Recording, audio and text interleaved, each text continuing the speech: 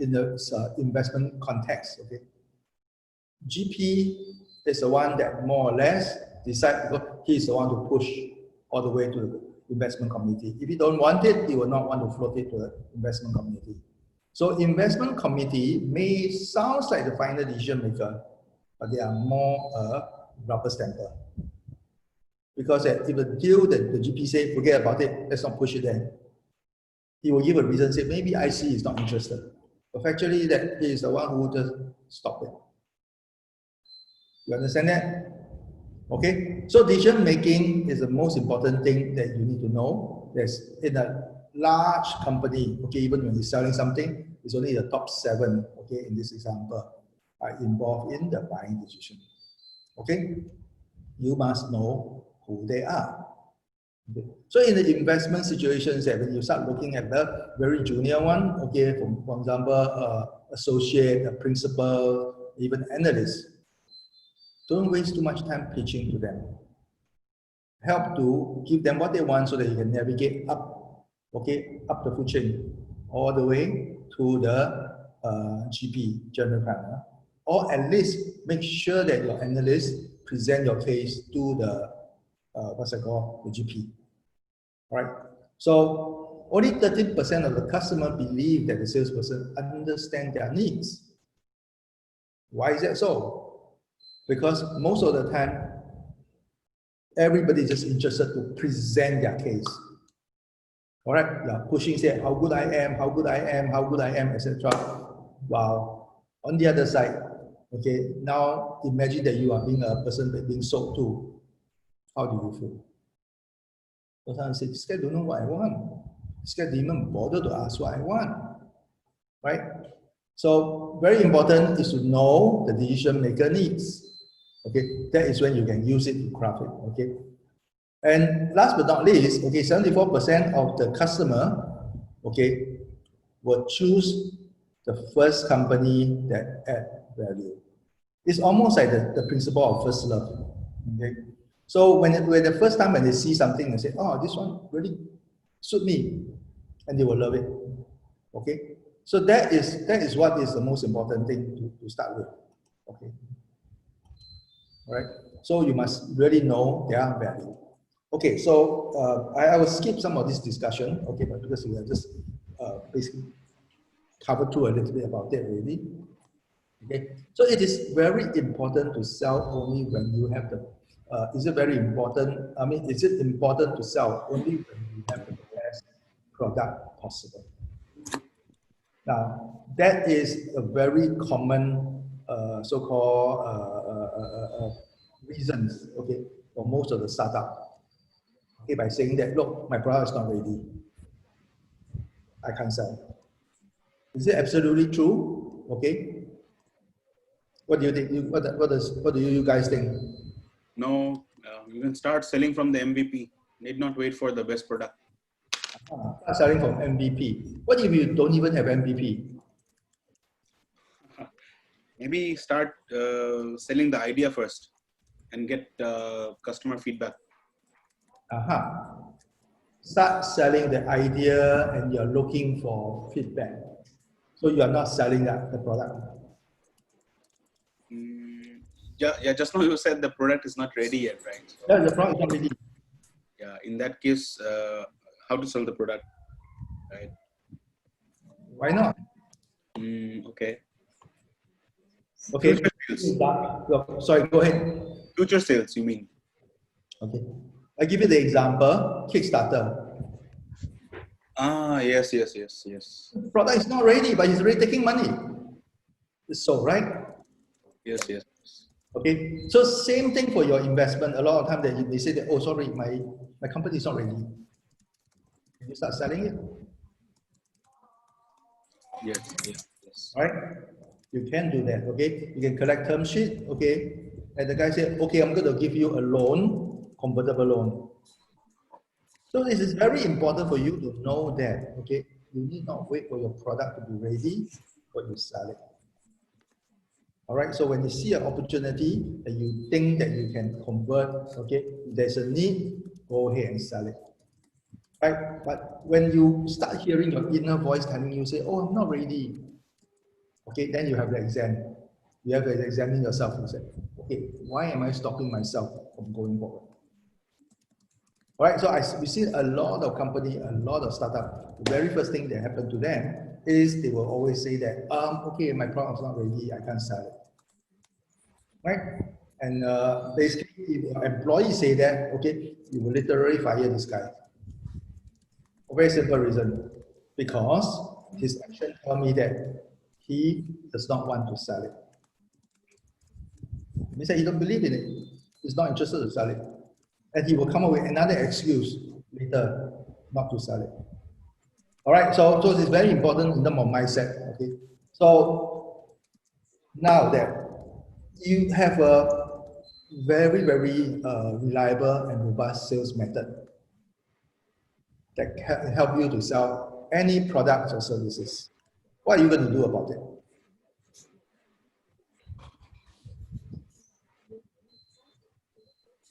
Right? What are you going to do about it?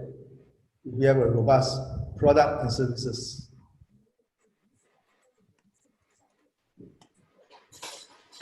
Okay, a very robust, reliable sales method. What are you going to do about it?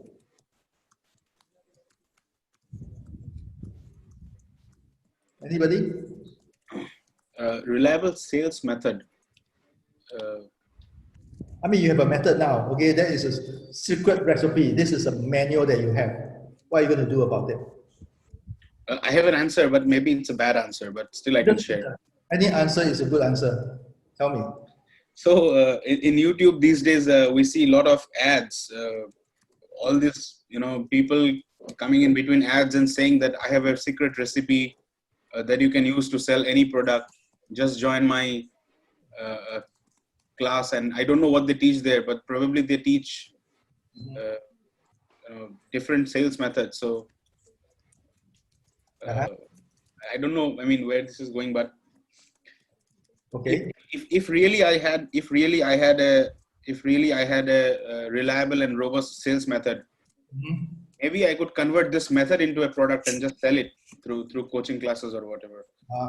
Yes, this is possible. Okay, you can make it become a product and sell it. Okay, but as a company, okay, so now you already have a company down there. What are you going to do about it? You're not talking about creating another startup, right? So for your existing company, what are you going to do about it?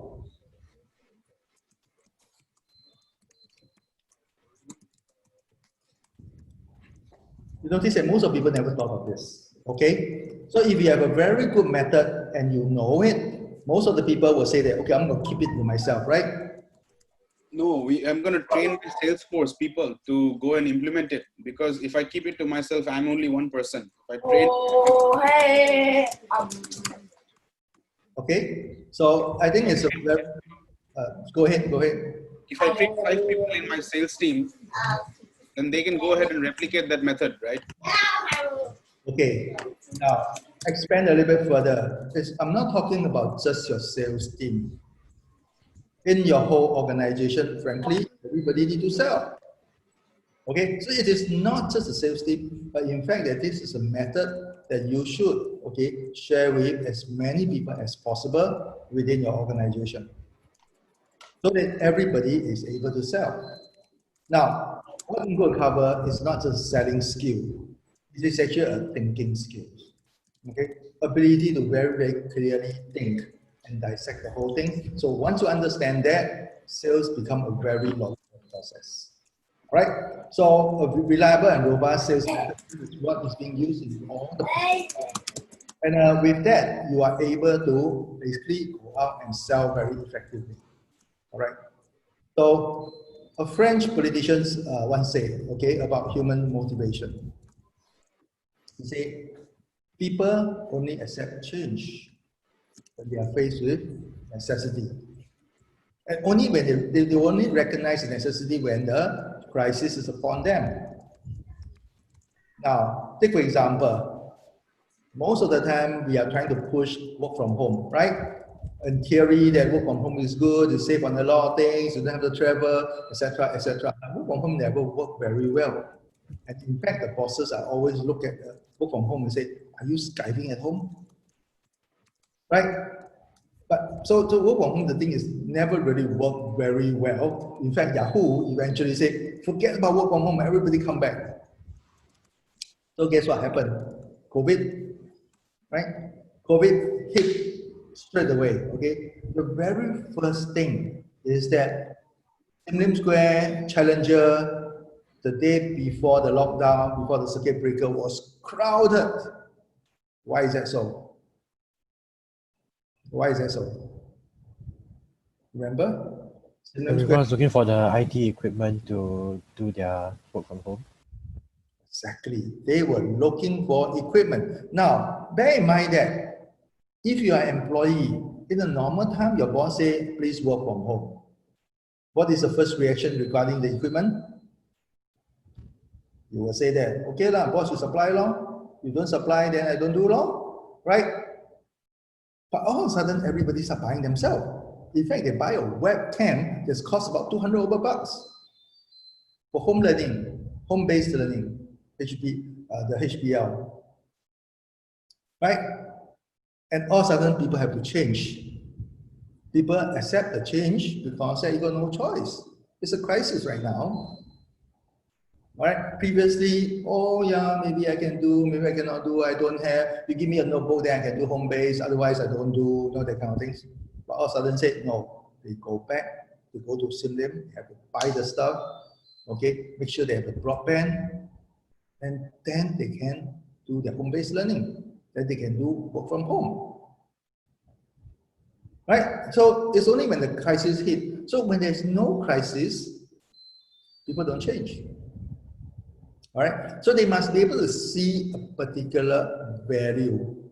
Okay? Crisis actually is the best form of so-called disruption to allow the people to see value and change. Now, bear in mind that this particular circuit breaker is lasting more than 30 days. Anything 21 days, okay? If you do consistently 21 days, your habit change, right? So now is more than double it, okay? 2 months. And 2 months changes is very, very important because now the habit already synced in. People feel natural to do home-based learning, feel natural about doing video conference. A lot of seminars are right now conducted online, a lot of meetings is conducted online, right? So even, I'm not sure whether you all noticed that when a few of you just want to talk, okay, but you straight away say, let's share a Zoom link and talk. Okay, even one-to-one, we don't even pick up the phone and call, but we set up a Zoom link to talk. You just see how pervasive that these changes have happened, all right? So remember, changes usually is very, very effective during crisis, okay?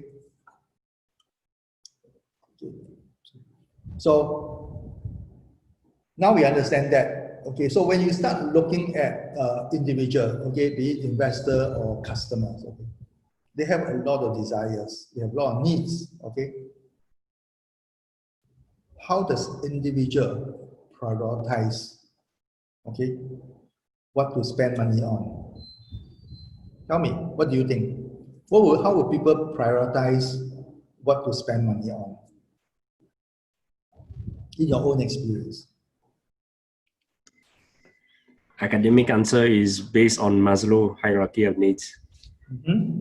Okay. So the basic need first. Yeah, safety. Up to actualization, right? Yeah. Yes. Then what are the basic needs?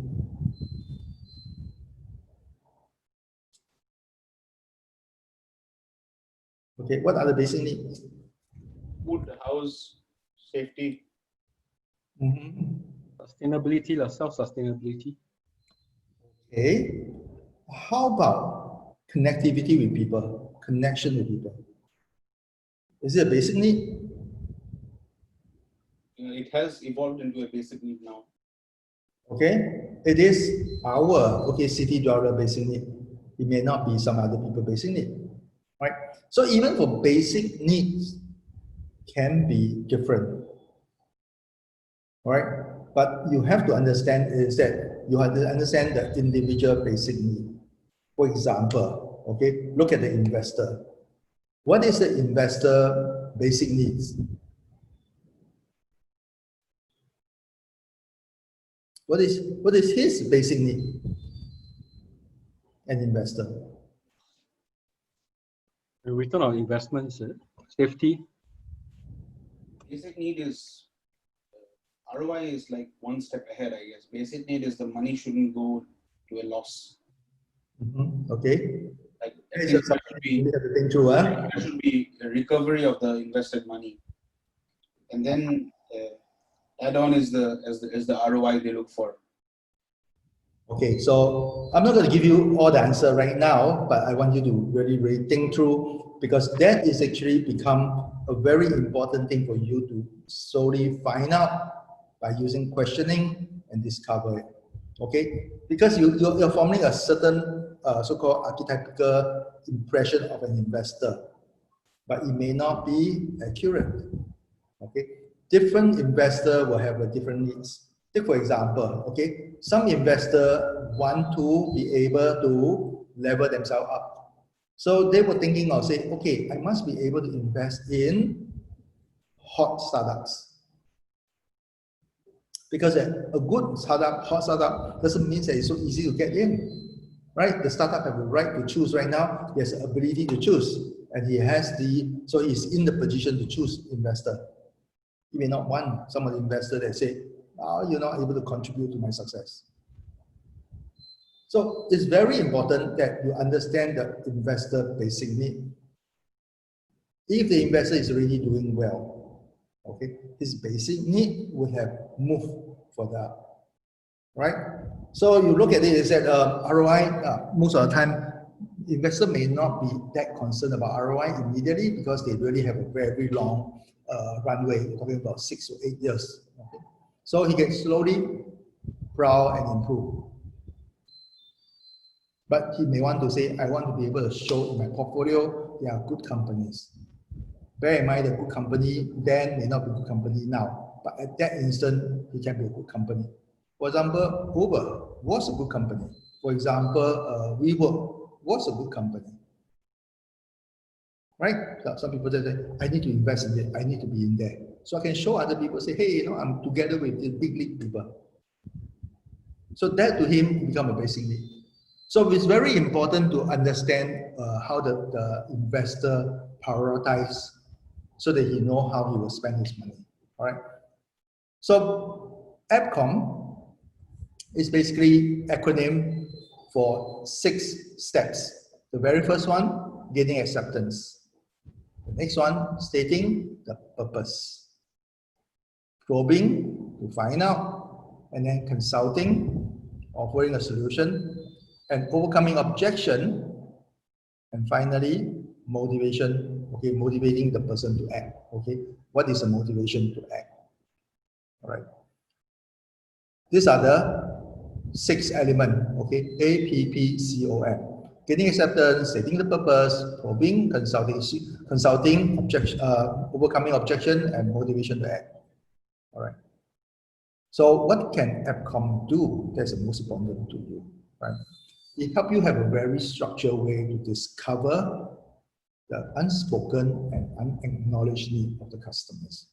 Because this is a method to help you to think and how to ask the question. A very, very specific approach. You will offer benefits. Notice that the past 2 sessions, I only focus on the benefits. I hardly even bother about your solution. Focus on who the customers are, what is the pain, how can I offer benefit to alleviate the pain, right? Offer the benefits. And a very consultative selling, so you give you a chance to manage the whole process, able to steer as you go along, all right? And you will do a continual probing because you will find new and new things that you can use it to push even further, all right? This particular slide deck is actually one of my favorite. Okay? In most of the encounter that we have with the company presentation always mention that I'm going to be the cheaper than other people, right? So tell me, what is the disadvantage to sell your product and service based on price? I want you to focus on disadvantage. Because everybody loves to say that I'm cheaper. I'm always cheaper than other people. Tell me, I would like to know what is a disadvantage to sell something that is cheaper. Anybody? Yes, I think many companies like to think that the idea of selling cheap will attract customers, but it may lead to a problem since the customers may classify the product as not being of the best quality. Okay. That can be a deterrent to sales. Well, you think not the best quality, it doesn't matter, you sold already anyway, right? I'm not sure if this is like if it makes sense, but maybe there's always a possibility that someone else can go cheaper.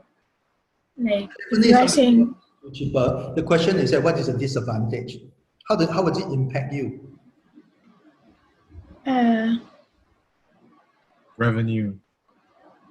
What about it, Michelle? It could be quite.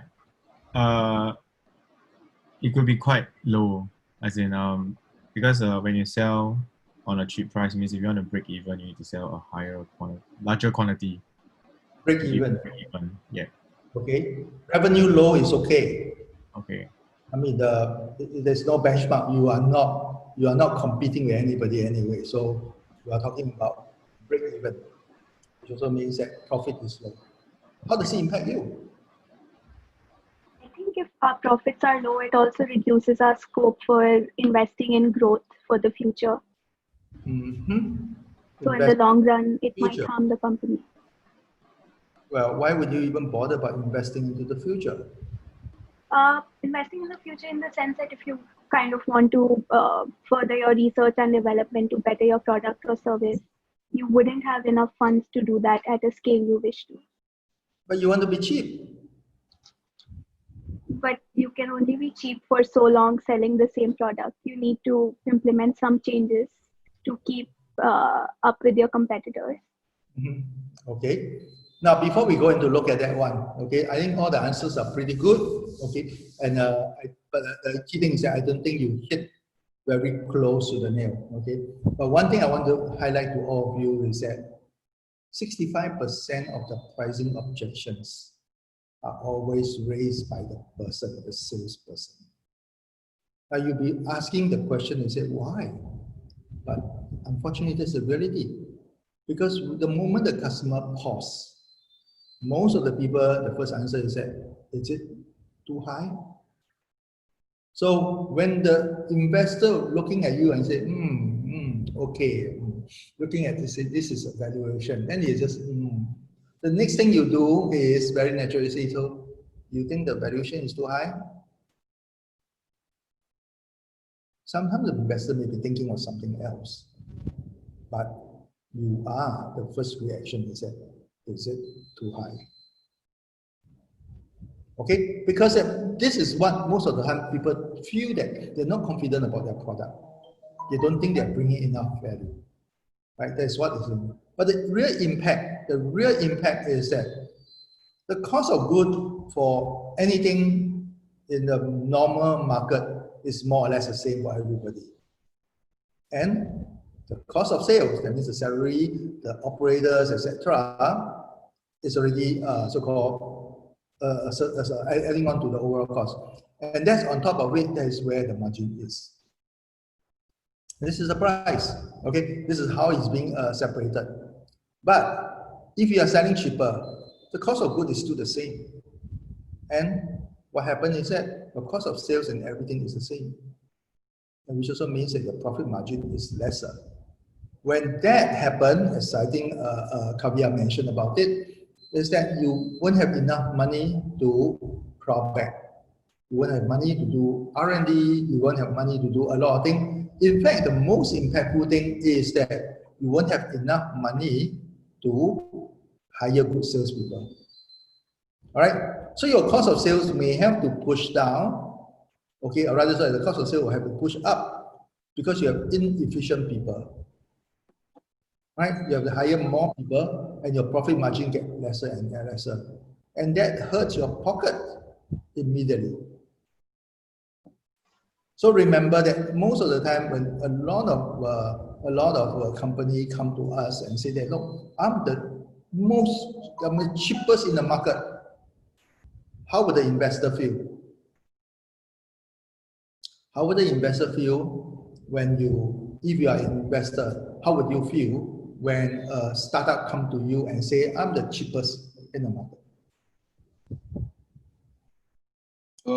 Kind of a red flag, I guess. It's a red flag, yes, but how does you feel? Why do you feel that is a red flag? I'll have a go at answering this, Alex. Yeah. So if someone comes to me and say that and only pitch that the price is an advantage, he probably does not know what the customer really values. Mm-hmm. And he might be shortchanging himself, right? He might be thinking of pricing from a cost plus perspective. Mm-hmm. On how much does it cost for me to make it, and I'll mark up, let's say 20%. He doesn't know what's the maximum the customer is willing to pay. So he's not taking money off the table. Mm-hmm. And that directly impacts his revenue, directly impacts his valuation in the future. Exactly. Okay, so it's very important. Eddie bring out a very important point and said, when the revenue is impacted, the valuation is impacted. So imagine the investor says, I'm going to put money with you, but you're leaving money on the table and your valuation is not going to go up fast enough.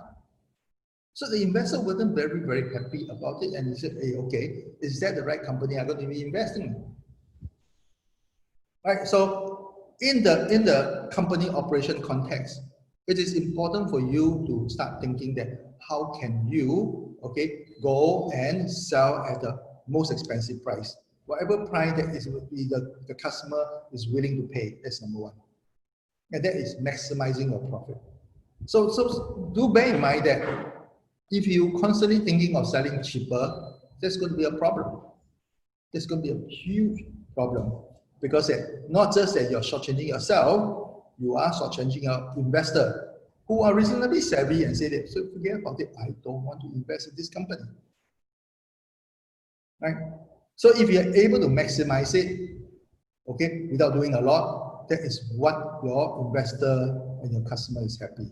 All right. So AppCom, okay, in the various steps. Very first one, A is gaining acceptance, okay. Gaining acceptance have a lot of importance. And the first thing you have to look at is that it's about building trust. If someone accepts you, he will listen to you. Okay, an investor, the very first one they look at you and say, is this boy trustworthy? Or is this a very smooth salesperson? This is a pre-persuasion, creating an impression. Okay, so you must be able to build the trust, gain their confidence, get the respect. All right, so this is the very first step in AppCom. A stands for gaining acceptance. P for stating the purpose. Now, a lot of times that people want to just, oh yeah, just go in and figure around, okay, like networking sessions. But if you encounter somebody that you don't know what he wants, will you want to spend time with him? Most of the time you won't, right?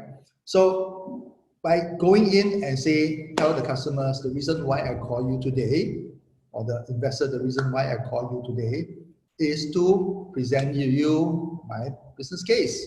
And if at the end of the day, you feel that I'm a worthwhile investment, I would like to schedule an official meeting with you. Right? So you state the intent and you create an agreement. Once you have that informal agreement, your investor, your customer will be more than happy and willing to give you the time. It benefits your customer, it benefits your investor, and you get the desired outcome out of the meeting. Okay. P, this is the most important part, which I'm going to spend a little bit more time on it, is about probing. Probing helps you to discover their needs in a very, very broad context.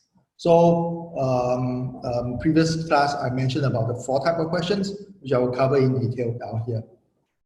How can we discover the unspoken need? That's the most important thing, because once you know, okay, and very, very clearly articulate that this is my customer, this is his need, and what kind of benefit do I give him?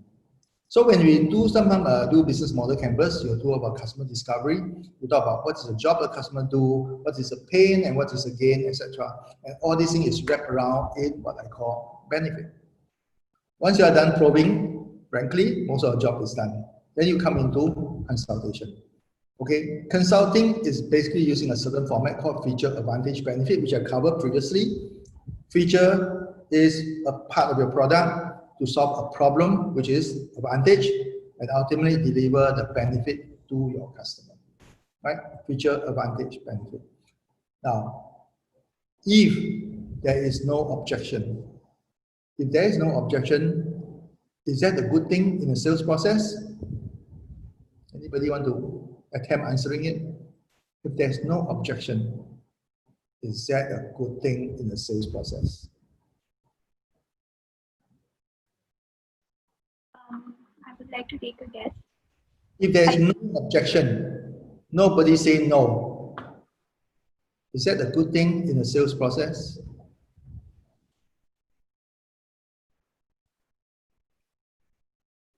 What do you think? I would like to venture a guess. Do you have any question to ask? I think it is kind of a bad sign because it means that they did not even consider your idea and go in depth about it. So it was just an outright no without consideration. Exactly, Muskan. Most of the time, it is a bad situation because then they are either not listening or they are not interested. All right, so objection is a good thing.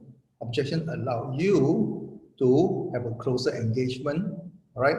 But objection, if there is no objection, please do not create an objection, right? Which is what I will cover later. Objection, and we'll teach you what is the method of doing it. And sometimes some of the good salespeople, what will do is that we will just bulldoze across. Okay, I'll show you a method of doing it.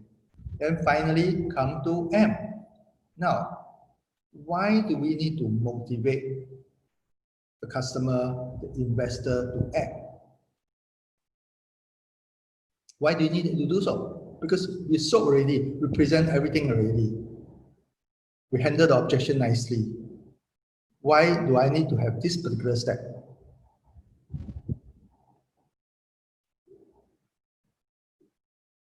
Why do I need to have? With the previous A, P, P, C, O are all very logical steps. Why do I need to have M? Motivation to act. Why? May I try to answer this one? Yeah, sure. Go ahead. Okay, so you need to give an incentive for the investor to take a step because they are probably at a very comfortable position. So unless they see a need, that they need to fulfill, you need to present the incentive for them to say you're the party they would like to engage with, or to take the next steps. Okay, so let me just clarify my question. Is it you already done all the steps already? You gain his trust, you state your purpose, and now you understand his need. You present exactly your solution, which is your company, to exactly what he needs to be. Right? So you are saying that, oh no, you are looking for up round. I'm the one who give you 3x up round. So this is done. But why do we need to have the final step and asking him for the business? I'm sorry, I have a question. What do we mean by motivation in this context? Basically is that you ask him, say, would you please sign here? Would you please conclude the agreement? I think marketing is called a call for action.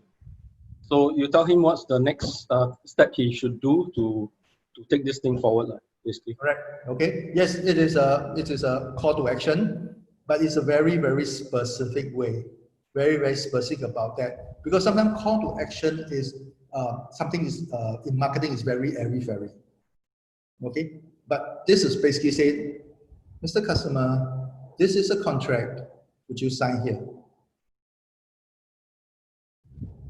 This is a shareholder agreement.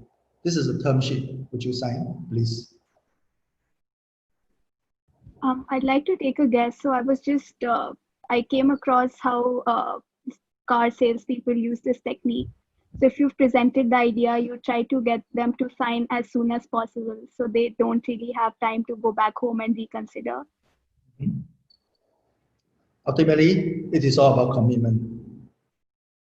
Right? You present everything already from one side, you show everything. Okay, he's very happy about it. So in a call to action portion, there's no call to action, he won't act. But in the sales process, he said, we will ask him to say, let's conclude this one, otherwise you won't move on. You need him to sign, okay, or issue a term sheet. That is for investment. For a sales, basically, would you sign on this sales contract? Right? By not doing it, okay, you leave the thing open. Bear in mind that a lot of time they are very passive. They will listen to a whole thing and say, okay, I'm very happy about it. Yeah. If you never ask me to sign anything, I won't. All right?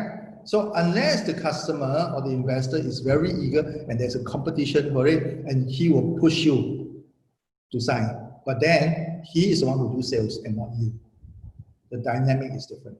So M is a very important, okay, motivating that is asking for the business in a very definite term and gaining agreement to move to the next key event. All right, so don't move, don't miss out the step. So APPCOM. So the benefit of AppCom, number one, A, getting acceptance, it allows you as a person, okay, to represent your company professionally, and so you are able to show him that you are trustworthy.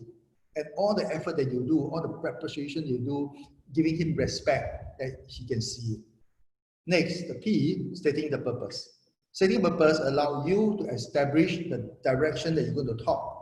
All right, not all over the place, very, very specific. And you're able to control the whole meeting because this is the objective we both agree. This is the purpose of this particular discussion.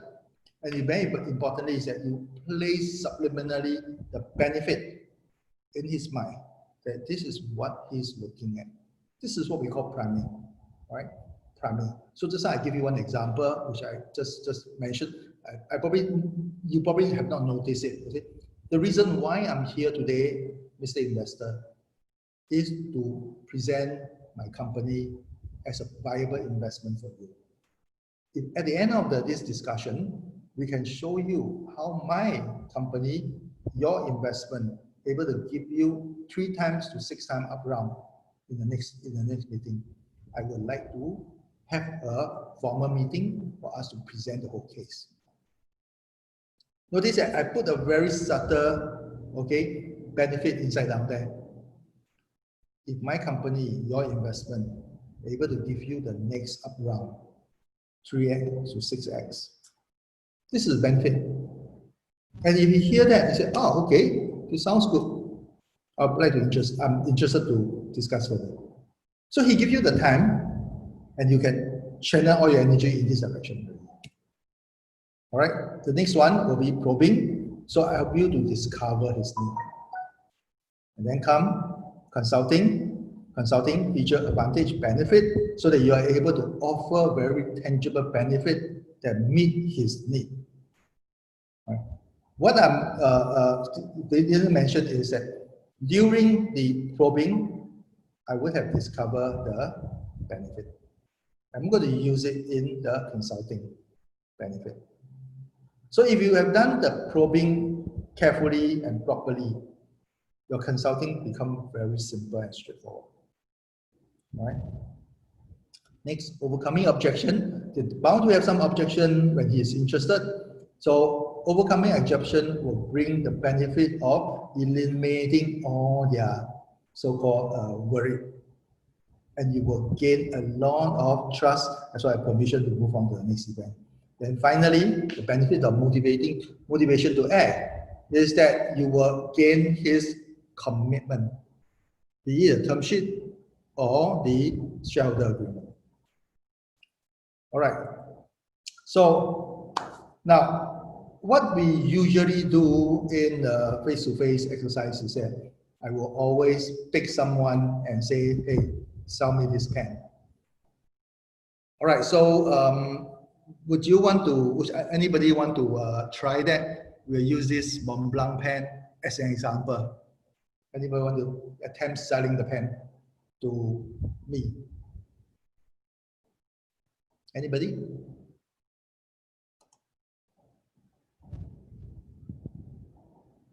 Wen Kai. Wen Kai don't have a mic. Oh, yeah, it's muted. Okay, Wen Kai, you there? Yeah. If you want to So accept selling this with me, okay, I guess I'm not too sure how to actually get started with this. doesn't matter. Just go ahead and use whichever way that you think can convince me and us to buy this pen. I would say Mont Blanc is a very special brand. It's been established for a really long period of time, and it's one of the most. It is a provider of like quality pens that have been made through the ages, and I believe that this pen would be good for you as a result. Hang on, let me think. Can you give me some time to think about this?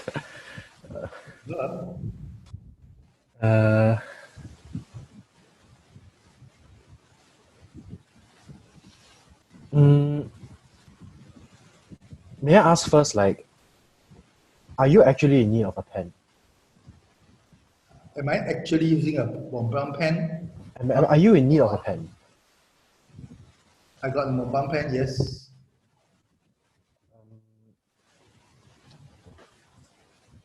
Okay, so what Mont Blanc can provide for you is it would be a kind of quality that you cannot find elsewhere. Normally, most pens we tend to use and then we will throw out because they don't really stay with us. There's no value attached to the pen that we would normally feel. However, with Mont Blanc, it's a very different story. Using this pen would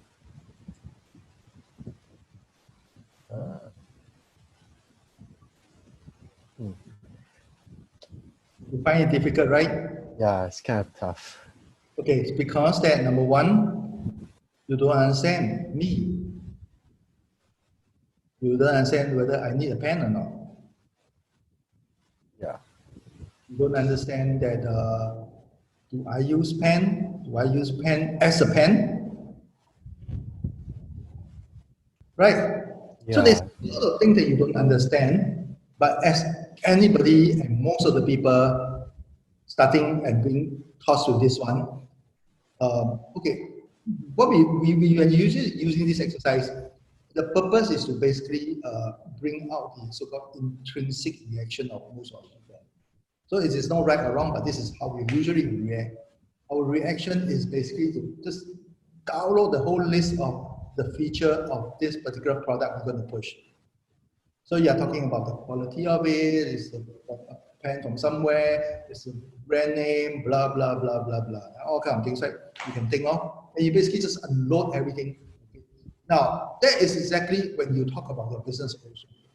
Remember the first time when we are asking you to introduce your business, you basically tell you this is why I do, this is why I do, this is why I do that.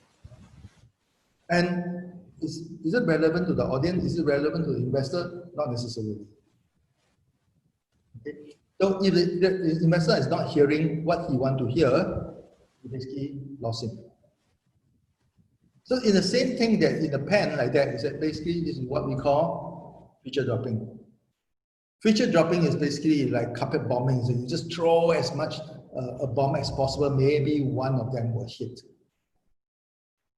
Now, what is the problem with the feature bombing? Because when you start telling about the brand, you talk about this is prestigious, etc., etc., etc. What is the impression of the persons hearing it? When you say it is a branded pen, what could be the reaction? It could be multiple reactions. Huh? What could be the reaction? When someone shows you that, oh, this pen is branded, it's Microsoft, it's branded.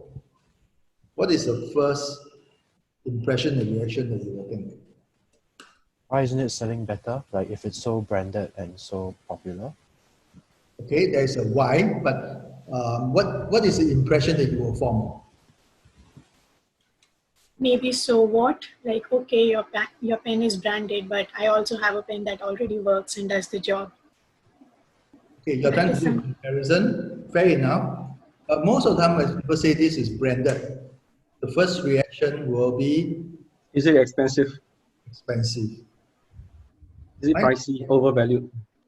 Overvalued, I'm not sure, but the expensive is an immediate reaction. Then if he don't need expensive and he cannot afford expensive, then that is when he will think that is it overvalued. Right? So that is a reaction, but there are people who also think, oh, that is good. It has to be expensive because only I can wear the expensive one. Right? So, but you cannot control the reaction. You do not know. Right? For people who is rich enough, they have so much things already, and having an expensive one is what he's looking for because he shows his status. He wanted it.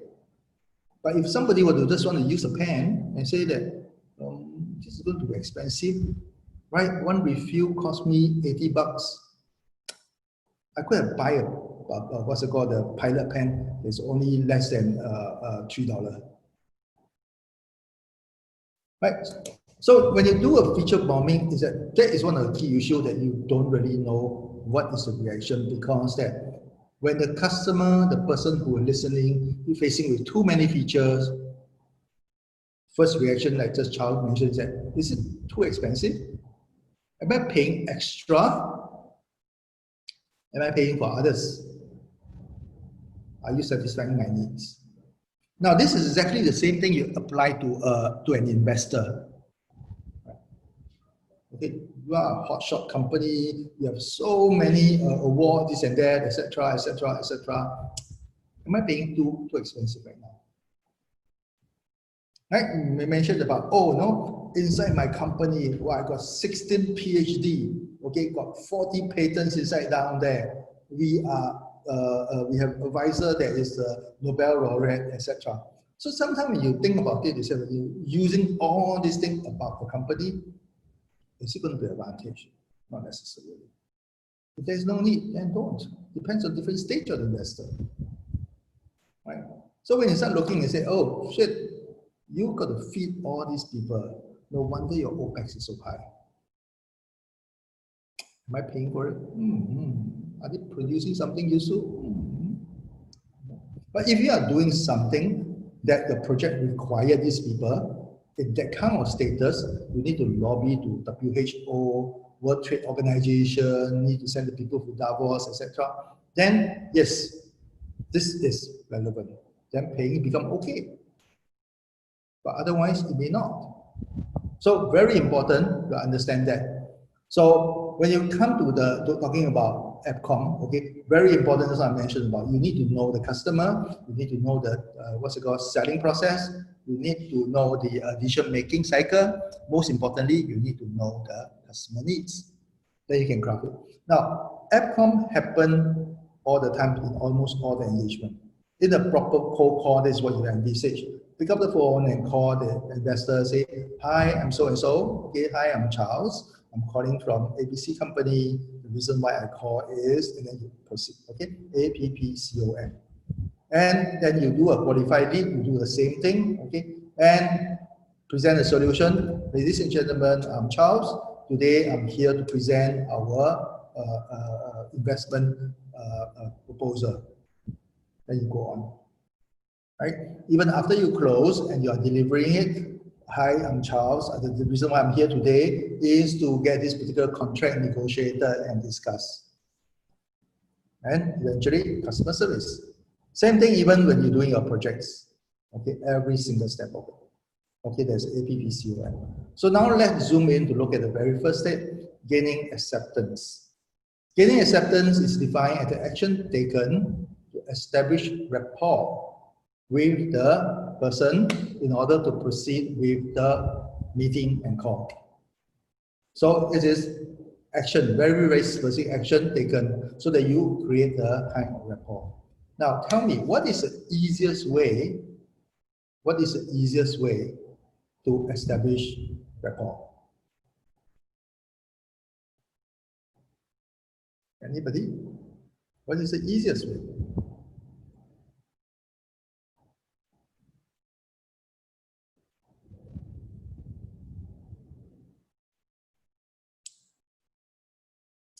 What's the easiest way to create this image that I list down there? Does this person know what they are talking about? Can I trust this person? Does this person have the best of my interests? I mean, have my interests at heart? Maybe we just focus on the first two first. What is the easiest way to create that kind of impression? Some level of qualifications that matches the knowledge that you're trying to put out. Okay, but I have not met you. How will I know? Like you could if it's like qualifications, it could be like from a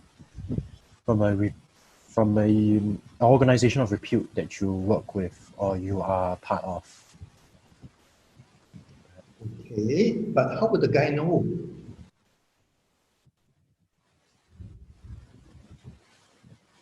Like the first time you were meeting the investor. One way is to be recommended and or get a reference. Yes. Getting a reference is the easiest. Right, the first time I say then, oh, I'm so and so, and this who refer me to talk to. Right? So your referrer would have introduced you a little bit. The easiest way, okay, referrer is one of the best way. Right? Bring up an organization that is having a good reputation. Oh, I'm a startup from NTU, right? Borrowing the university. But one of the very important way is for us is that you have to dress appropriately. Dress appropriately. Okay. So if you are presenting yourself as a deep tech startup, how should you dress?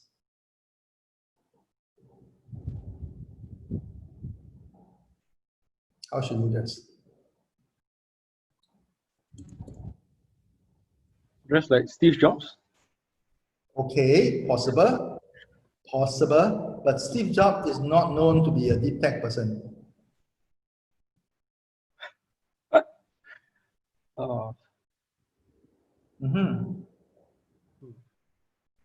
Okay, so remember, that is the thing that you have to think through, okay, because that you need to be able to create the kind of impressions. So you may not have to dress, you may not be able to dress the way that you love to dress, okay, until you reach a certain status level. But before that, okay, if you are going to be an investor, you have two alternatives. Alternative number one, you dress your role. Your role, you're going to be a geeky co-founder, then dress as a geeky co-founder, wear the glasses, okay? Now, glasses is one of the very versatile tools for you to play.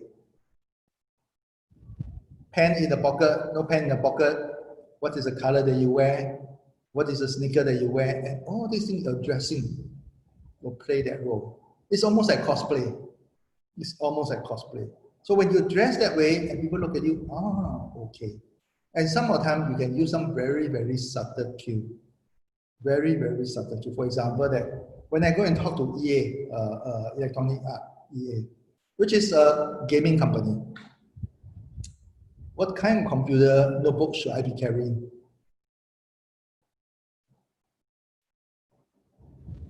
Gamer's notebook, maybe. Yeah, high powered. Which is what? Maybe Asus or something. Yeah, like Razer. Yeah, Razer. Razer or Asus, okay? Or if not, Alienware. Right, so you have the computer holding it, open chart, okay, then he see you. Okay, you do know your game. Hopefully, okay. So that is how you play it, okay? Or you carrying a bag, okay? The bag is E3.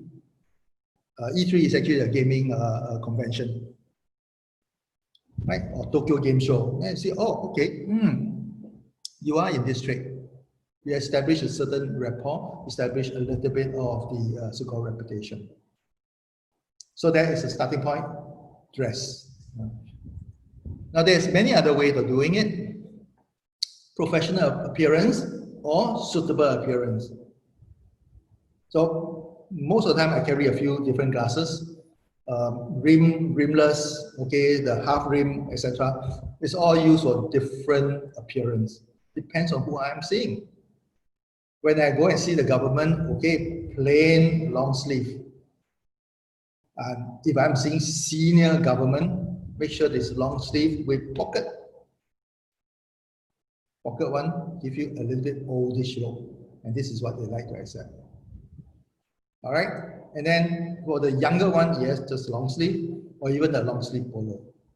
Other time, most of the time I'm a t-shirt because I don't care about other people anymore. But if I go to see the minister, I will do at least that way. And to play cheat a little bit, sometimes, okay, now it's acceptable. I'm having a t-shirt inside down there, I just put on the jacket. And the jacket have a different play. Button, go button, or just normal button. What kind of material that you're using. So when you're seeing different people, you must remember that it is not just about seeing him, but you're creating the impression with him that you say, ah, you are the same as me. So this is a very important thing to create the resonance. Now the next thing to do is very important for all of you is that correct use and spelling of the customer name. There was once that me and my colleague went to university to see a particular professor. And her name is, surname is F-C-U-K-E.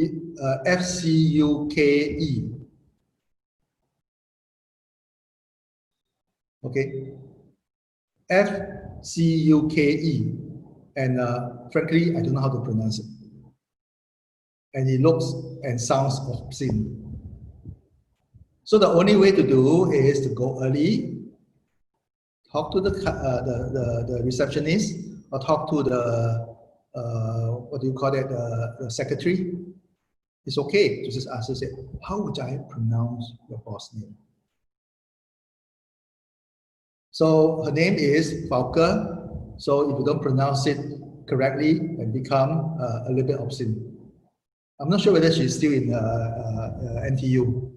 The first time, me and my friend, two of us was laughing and laughing and laughing ever since we came out of the room.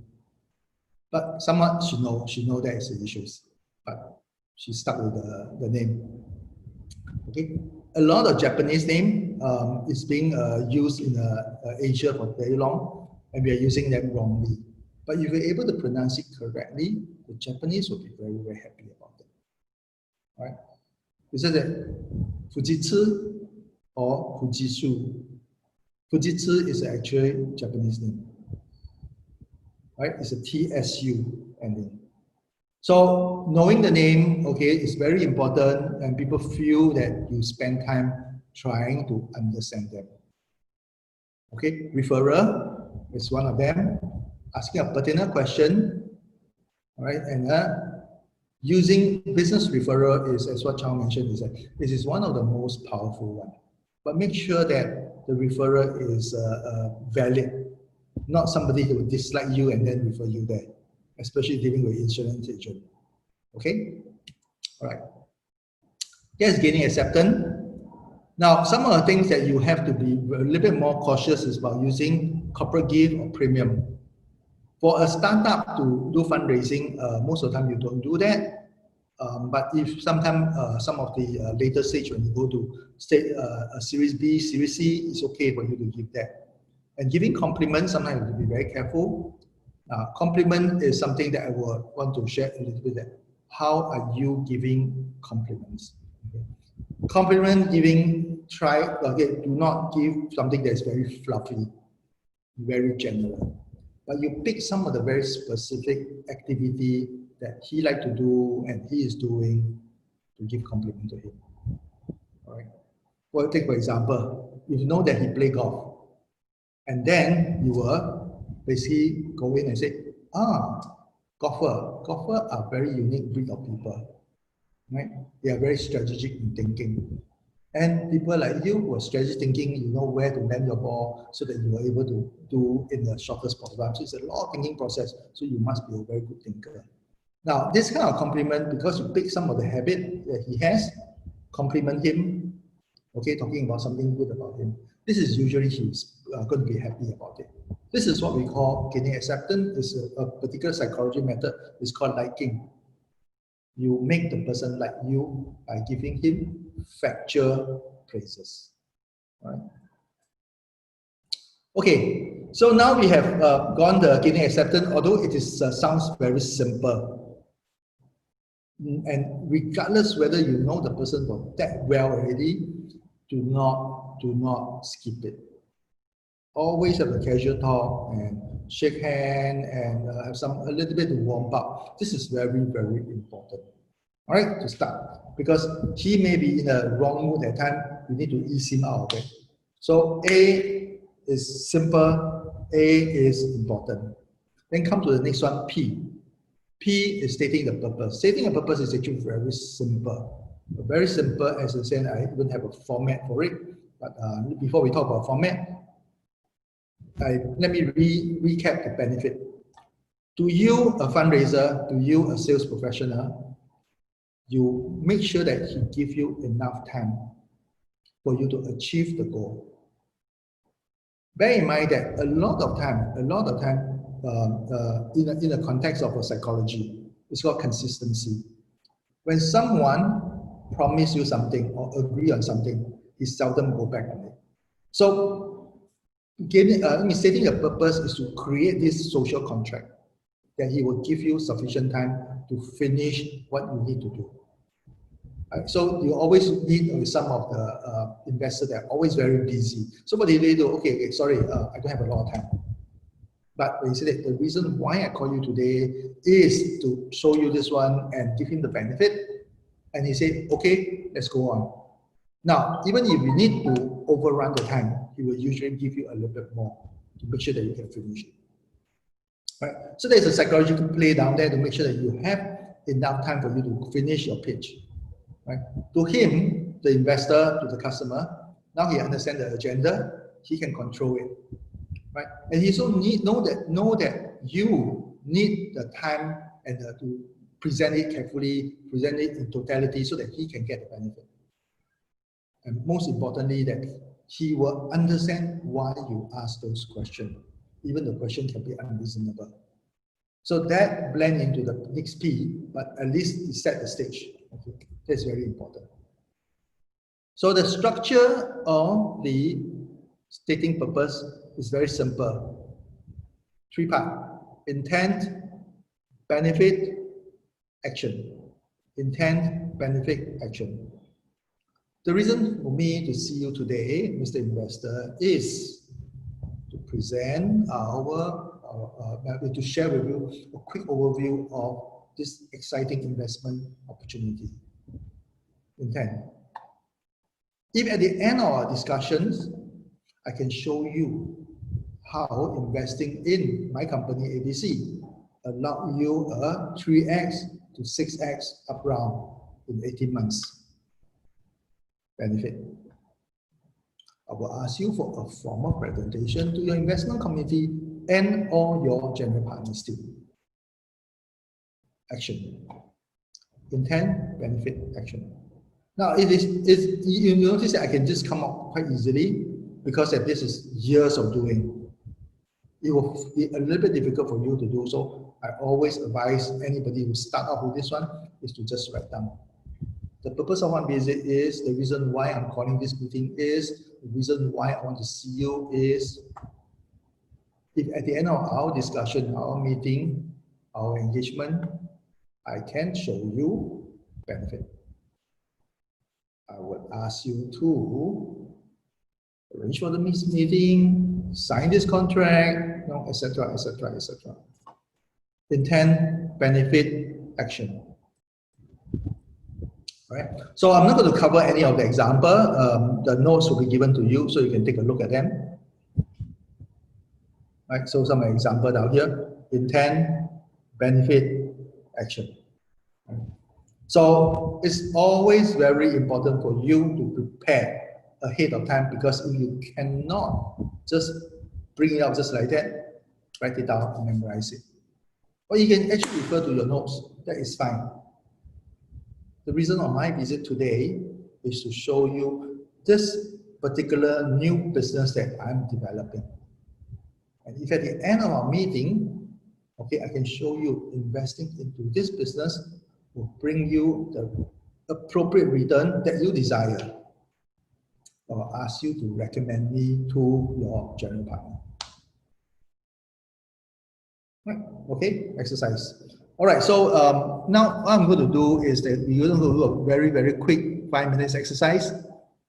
Okay, so very quickly, do a purpose statement for your imaginary investment pitch that you may even find useful for your investment game tomorrow. Right, 5 minutes. All right, we will be back, and then some of you will get to quickly share what that is. Not very difficult. Intent, benefit, action. All right, 5 minutes. So 2:20. We'll be back 2:20. All right.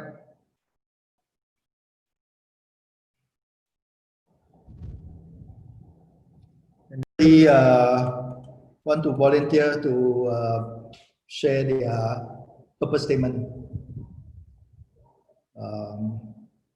Roy? Okay, so Roy and this, Roy, are you there? Okay, this is not there, never mind. Sumanta, boss? Sumanta, boss? Everyone, if you're back, maybe you can, under the reactions, you give a thumbs up sign so we know that you're back. Oh. Thanks, Eric. Okay. So everyone, at the bottom of your screen, you should see reactions. So you click on it, you can select thumbs up. Yeah, thanks, Boon Chow.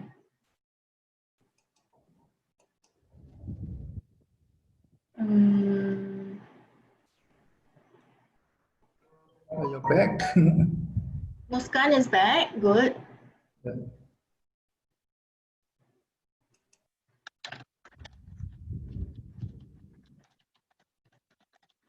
Michelle?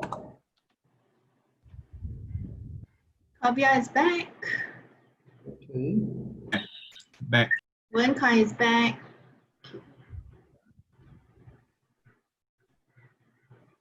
All right, maybe we just go ahead and maybe Muskan, you want to share your purpose statement?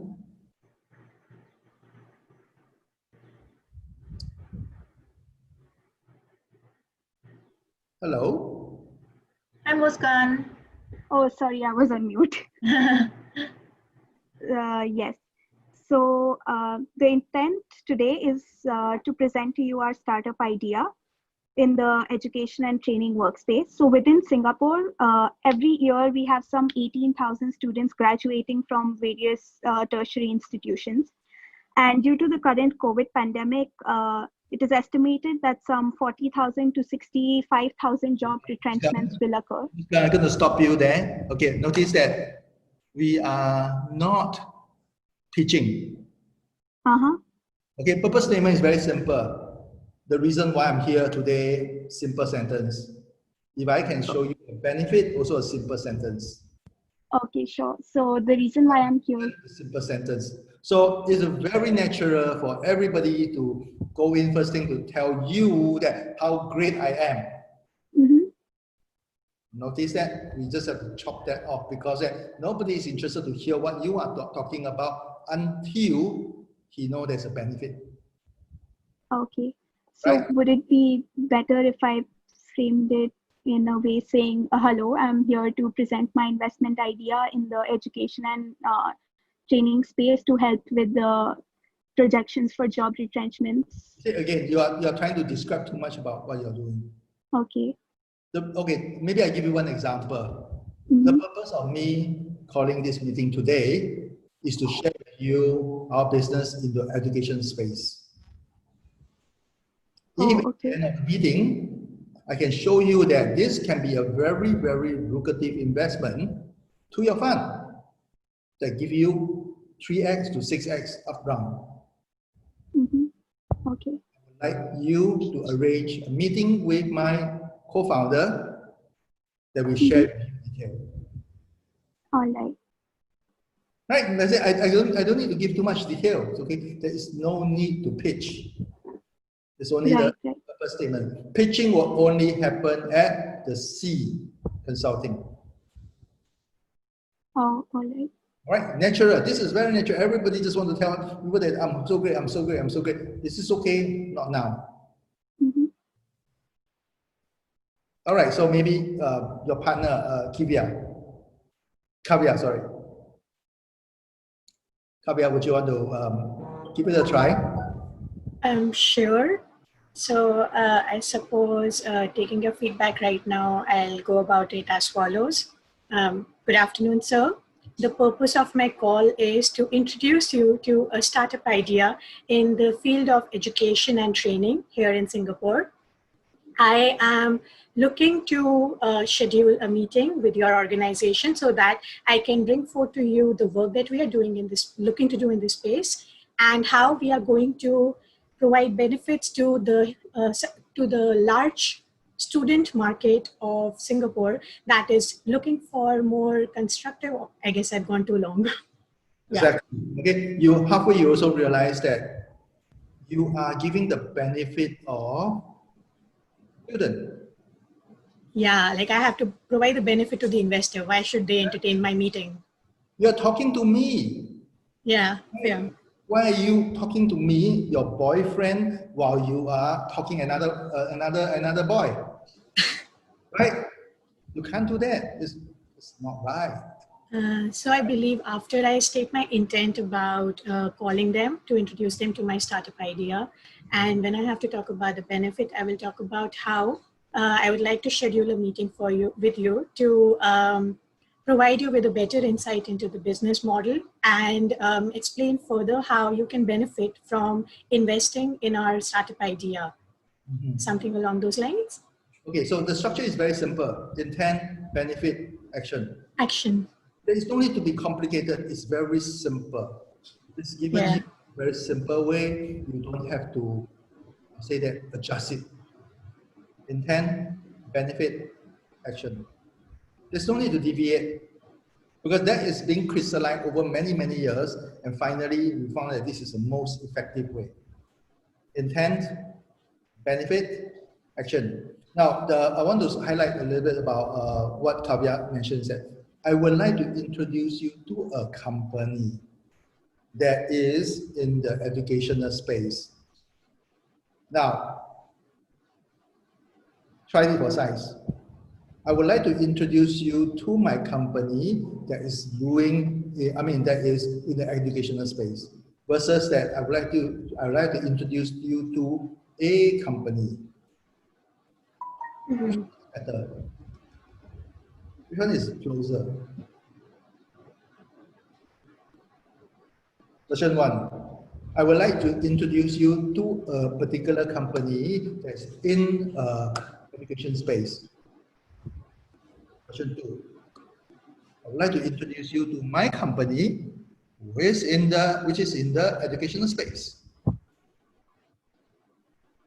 The second one makes more impact. Yeah. Okay, but you are, for the two examples this time you use are both using the first version. You are trying to disconnect from your company. This is not my company. I'm just introducing somebody once. No, this is what you're trying to do. And when the investor hear it, how does he feel? The investor don't feel that you're committed. If the investor don't feel that you're committed, then the investor will move away. Same thing for a customer. Wait a minute, are you introducing your product? This is something that you believe in, or you are just talking about something else? Practice, bear in mind that, okay? So it's very good to just write it down and then use it, okay? Once you are good at it, you can just come out on your own. From the very beginning, just write it down, all right? We're gonna try another few other people.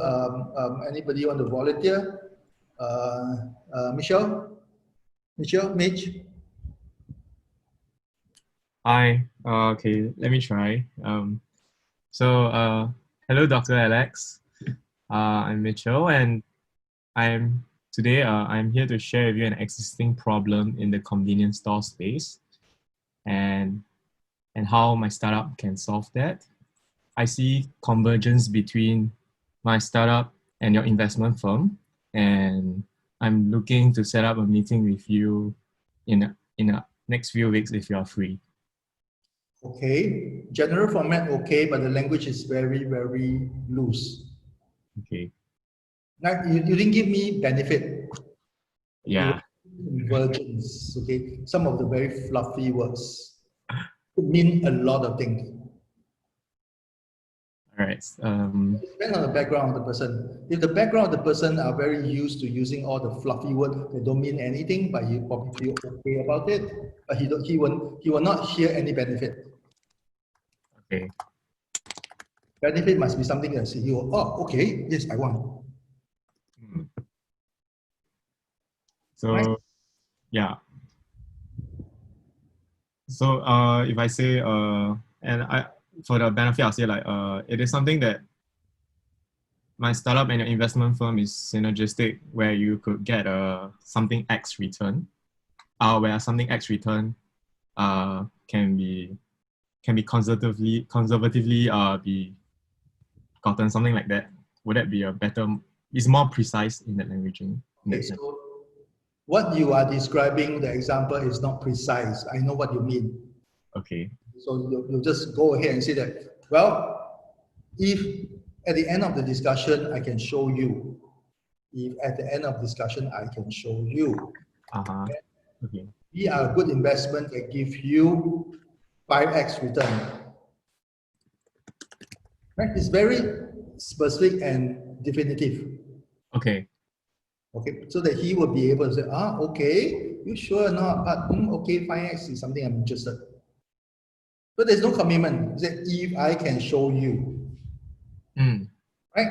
So that is important. But if you are using the language of, well, we'll give you X%. X. X is what? 1%, 20%, 200. This is too hazy that it will not resonate with him.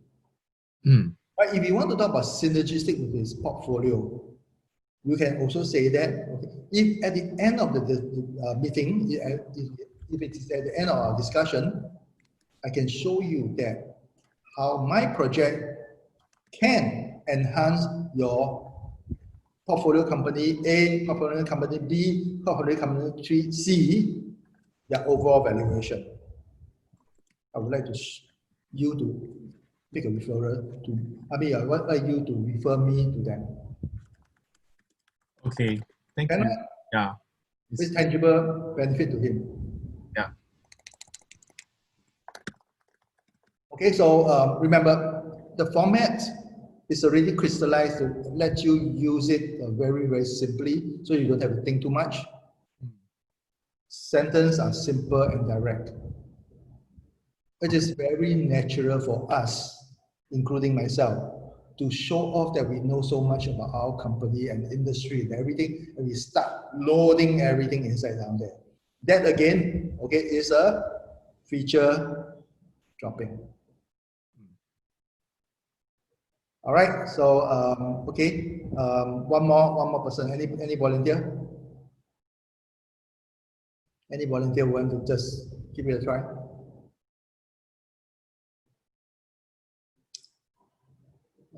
Roy, are you there? So somebody see him raise hand. So, yeah, I'm there. Okay, you want to give it a try? Yeah, I can give it a try. Okay. Hi, this is Roy here, and I'm the CEO of DataCrew. So DataCrew is a deep tech company which is a spin-off from NTU, and the reason that I'm contacting you is that I feel that given the line of companies that you have invested, I think we fit in we have a synergy where we can both benefit each other. Now,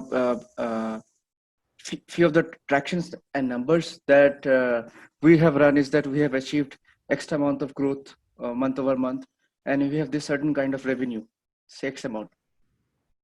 We are currently raising a seed round of funding, and to maximize our recent momentum, I think you can definitely benefit us. So when can we take this forward? Okay, Roy. Yeah. The same mistakes that everybody have. Number one, you're all talking about yourself, right? Your company, data, DPEC, blah, blah, blah, and then you're doing how much revenue, etc. This is not benefit to the investor. The investor want to hear the benefit so that he will give you the appropriate time. If you don't get the benefit, you say, okay, good, thank you very much. Okay, but we arrange another time to meet. Right? So that is, you have to look at the investor and say, oh, I'm going to give you some benefit. You receive the benefit, you will love me. That is a kind of dynamic that you have to give him. Okay, so it's not about talking about what you are doing, but the benefit to give him. Okay, so that is why when you talk about benefit to a portfolio and all these things, it's a bit too hazy. All right, so the reason why I'm here today, okay, my name is Roy, and the reason why I'm here today is to share with you our deep tech data queue.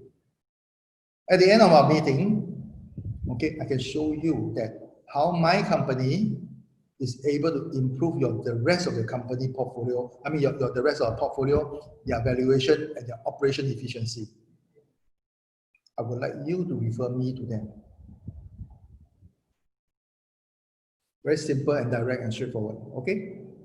So recommended exercise is to do and practice and write it down. Try to shorten it as much as possible. Cancel out all the attempt and desire to describe yourself. All right, to expand, to talk more about yourself. There's no need. There's no need. You only have less than 15 seconds to push the one through. The purpose of me calling for this meeting, Mr. Investor, is to share with you a wonderful, okay, usually I don't use such word, to share with you an investment is my company. We are in the space of educational, in the educational space, in the tuition space. And if at the end of the meeting, I'm able to demonstrate to you that how we can impact life, which is what your fund is designed for. I would like you to arrange a meeting so that I can present to your whole investment team. Notice that it's something you talk to the person. You focus on that person. It's not about you. Remember, it is not about you. It's about that person. This is what the communication is all about. All right. Okay. Any question before we move to the next one?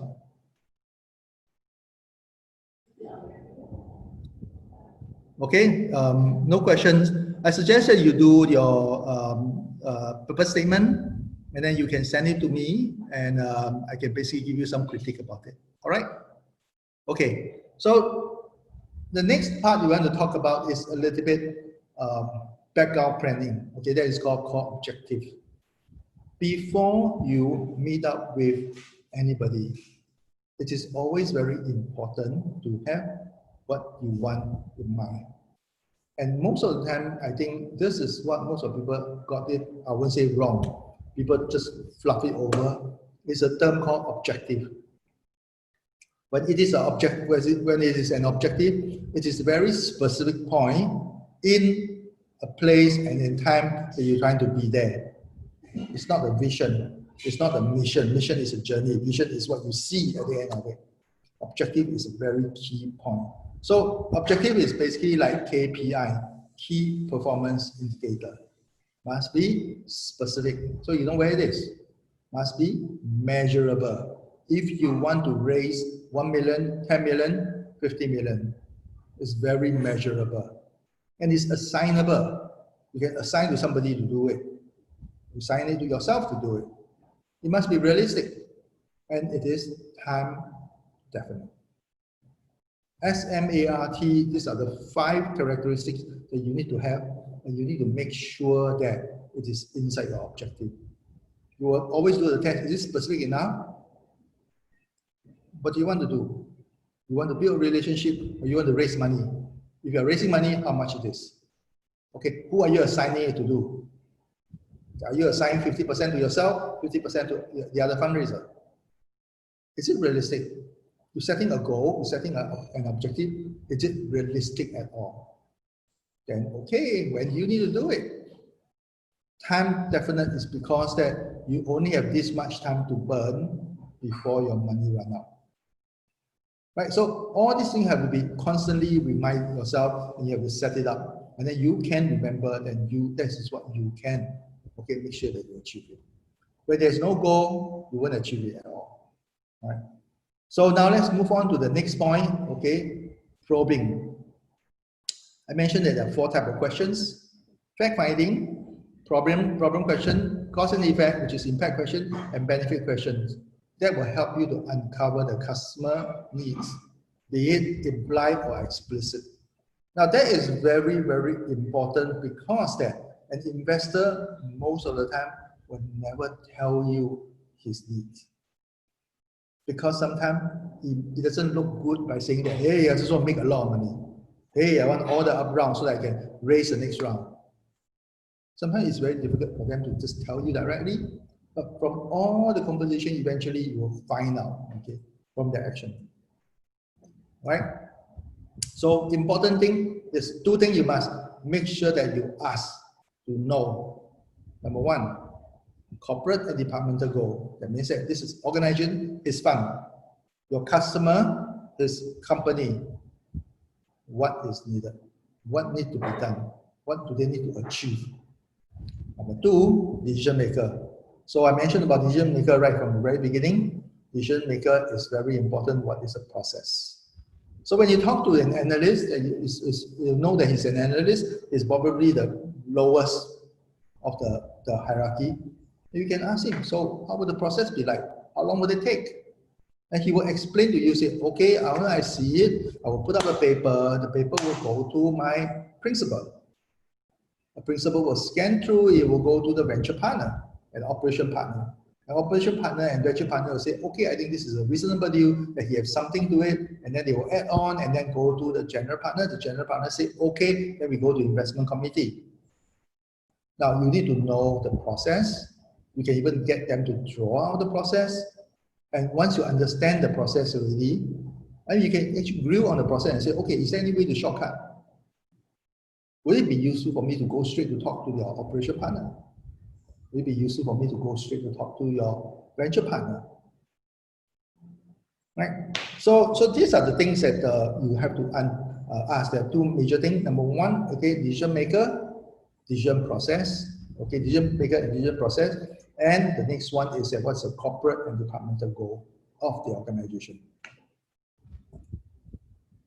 All right. One of the things that happen in most of the time people don't do it is taking notes.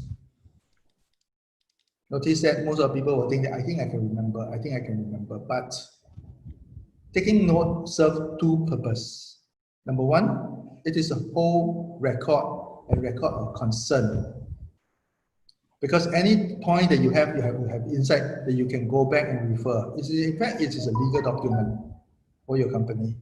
And as a fundraising, which is the reason why we want you to use Airtable, is because that all this information eventually go into the system, and your fundraiser may not be the one who's going to stay. If he's just a hired person, then somebody, when he take over, and he will be able to follow through by knowing that these are the investors that you spoke with before. These are their concerns. If you have not been able to address it, you don't need to go back. All right, so taking notes is very important, but taking notes also serves a very interesting purpose, is for you, okay, to reflect on your own personal recollection. You plan for your follow-up. Okay, so the notes can be inside Airtable. I noticed that most of us are right now doing without paper and pen. So you will just key in. Keying in have a disadvantage. Keying in disadvantage is because that usually the screen is hidden away from your so-called visitor. So he don't know what you're keying in. Sometimes he may think that maybe you're just chatting with other people.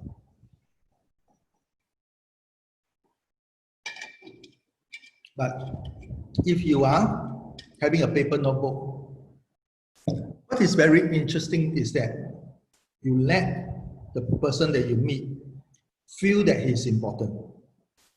You say that, just give me a second, let me jot down what you say. A person will feel that, oh, okay, what I say is valuable. You create the impression and he will trust you more, he will like you more because you give him the kind of respect. All right, so taking notes sometimes is very important, okay, and you can just scribble and just write.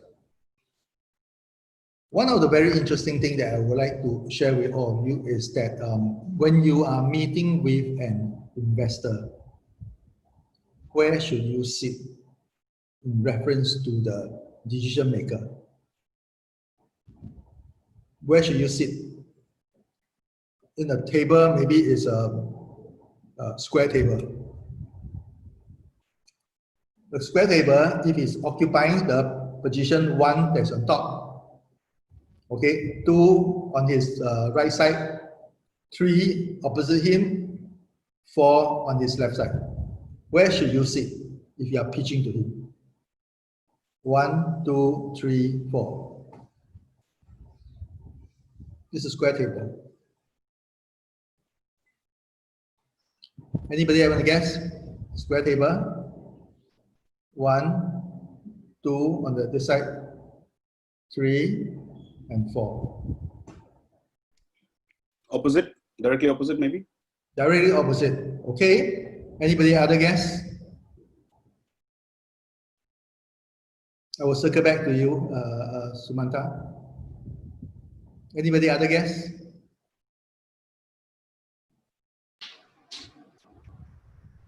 The 3 other people who are occupying are of an equal stature, like they're all at the same level. Oh, I don't really care about other people. You care about yourself. Yeah, that has to be opposite to the main decision maker then.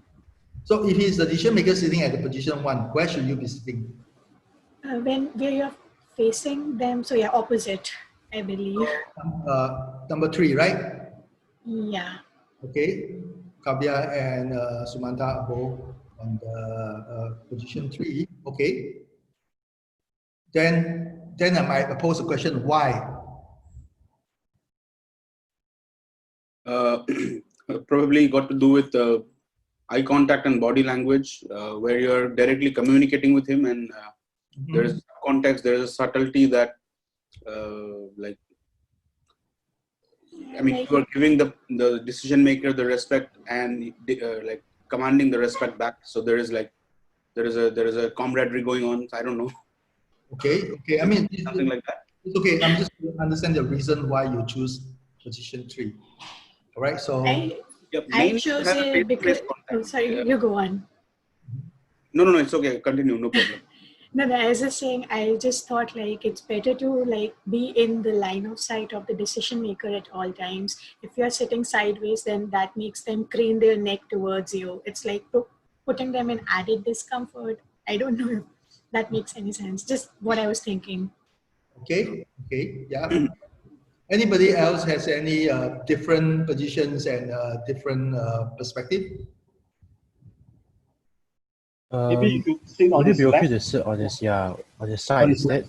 Because like if not, you are as though like if it's opposite him. I think it's something about like opposing the individual as compared to being his side. Yeah.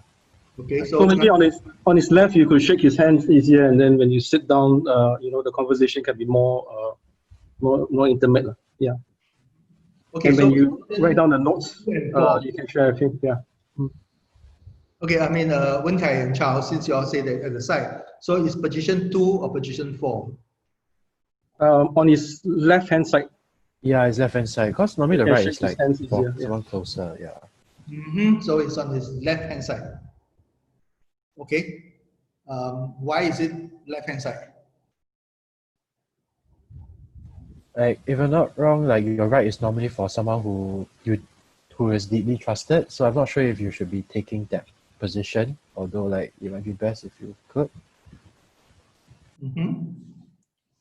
Okay, so now notice that none of you choose position 2, which is actually the position that you should take. Wen Kai mentioned something, right? That is the position of trust. APPCOM.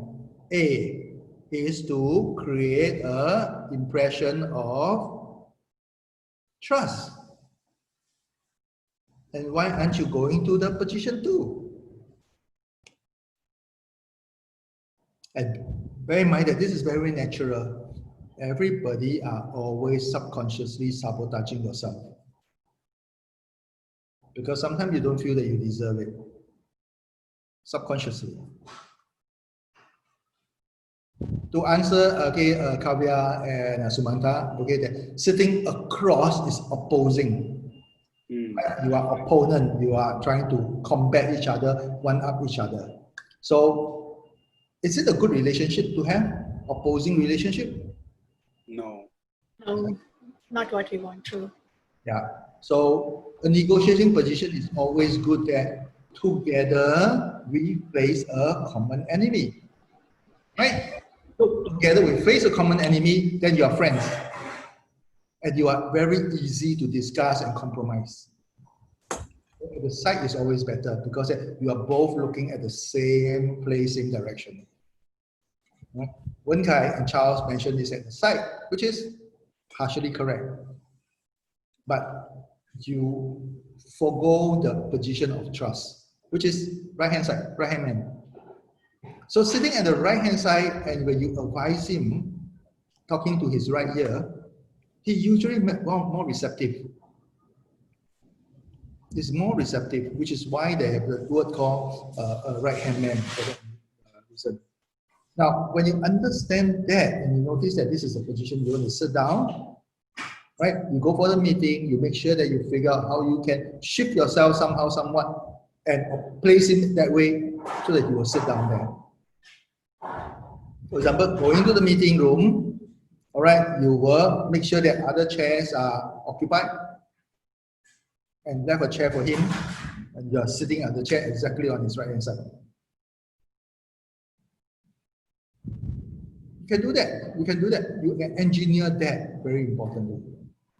Now, being at the side, so now when you take note, you notice that this is what you are doing. You listen to him and be very attentive. All right? Remember, create the impression of trust. We won't be able to practice that in our investment game because we are all doing online. So it's going to be a little bit challenging, but you are doing face-to-face. That is what you can do. Right? So taking note allows you to show that taking a position to sit, okay, is also very important. And remember the mindset now. You are not opposing him. You're not opposing him. You are trying to help him, your investor, your customer, to solve his problem with your. All right, so that is a very important mindset. This is not about I'm trying to sell you. Okay, no. I'm trying to help you to make money. I'm trying to help you to sort out your problem. All right, so mindset, very important. So moving forward, okay, let me just skip this one. Objective we have covered already. Yeah. So now we have to talk about a little bit about the needs. So the needs a lot of time is that we are looking at the so-called the investor or customer needs. The needs are typically only 3 types, which I always use it. The very first one we can look at it is performance. An investor needs to have something to help him to do more, do better, do quicker. How can he close the deal faster? How can he get a deal that is better? Okay, how can he do more deals? Okay, in the same amount of time, right? So performance is one of his needs. The next one is financial need. He needs to make more money, he needs to save more money. And he also has his ego and image need. How will he look better among his peers? So for example, just now I give you an example that he want to be able to invest in this hot shot company, right? So you need to be able to feel better, look better among his peer, right? So it's financial performance and image need. Okay, financial performance and image need. These are the two. So when you look at the needs, then you drill down further is the buying motive. How will a person, okay, say, let me commit to it? When you want to commit to it, basically it's only 5, if not 6, so-called characteristics. Number 1, we talk about make money. That's financial need. Make money, save money. These are the financial need. So for example, that this investment going to give him 3x, 6x upfront. That's making money, right? This investment that you put in will help the rest of the company cut down on their costs, save money, right? Save time. I'm able to very quickly bring you to the next round in 12 months. Save time. I'm able to enhance your fund, enhance your portfolio. I'm the only one that give you 20x, and this will lift your overall IRR, enhance the product, and help you to survive in the marketplace. Right? Competitively, with me inside the portfolio, you can raise the next round. So survival in the marketplace. These are buying motive. Bear in mind that a lot of time, okay, when the investor or the customer say, this is what he wants, and this is an area of concern, they are not necessarily the same as what is defined as a business need. Okay, we'll give you some example further down, all right? You have to be able to drill down why to understand that financial performance and image need exactly what that is, all right? So I am giving some very commercial example, so to help you ease into looking at the investor first, okay? For example, the customer say, I wish I didn't need to waste so much time counting inventory. I think one of you is having these issues with the customer. The customer having an implied need. I wish I didn't need to waste so much time, 3 hours a day, okay, to count inventory. It is a very pain having to chase people who didn't pay their invoices. Now he's telling you something that he implied that it's going to take too much time to do it. Wouldn't it be nice if I don't have to deal with staff who skip work? All these are very efficient performance-related things. All right, but that is implied, right? He didn't mention about any specific solution he's looking for. But what if he say, I want a SaaS solution that give me real-time update on my inventory. I want a SaaS solutions. Okay, very clear already. I want a software service, software as a service, SaaS, that give me, I want an online system that I can see what it is. Now, so inside his mind, this person, this customer, already start thinking of how the solution should look like, that he feel that can solve his problem. I want to reduce workforce absenteeism by 50%. I want a tool that can track the status of our delivery. But these are very explicit. So a lot of time when we hear the explicit need, we are very happy because the customer knows exactly what he wants. I can give him the solution. Now I have a SaaS, I give you a SaaS, right? That is what most of the people like. Most of the people don't really like an implied need. They want explicitly. But is that what the customer really wants? Right? Is that what the customer really wants? Now, I'm just going to go back to this slide, for example. Why is a customer say that he wished he didn't need to waste so much time counting inventory? Why? Can anybody give me any reason for it? Michelle? Mitch? he wants to do more sales, maybe. More sales. That's good, but one possibility, right? Yes, Because he's spending time doing inventory and he got no time to do sales. yes. Okay? He could be saying, I don't want to do inventory because I just don't like to do this tedious job. I want to be able to sit down there and shake leg and enjoy the morning. All right? So it is not about counting inventory anymore. If he want to do sales more, which means that he want to maximize his income.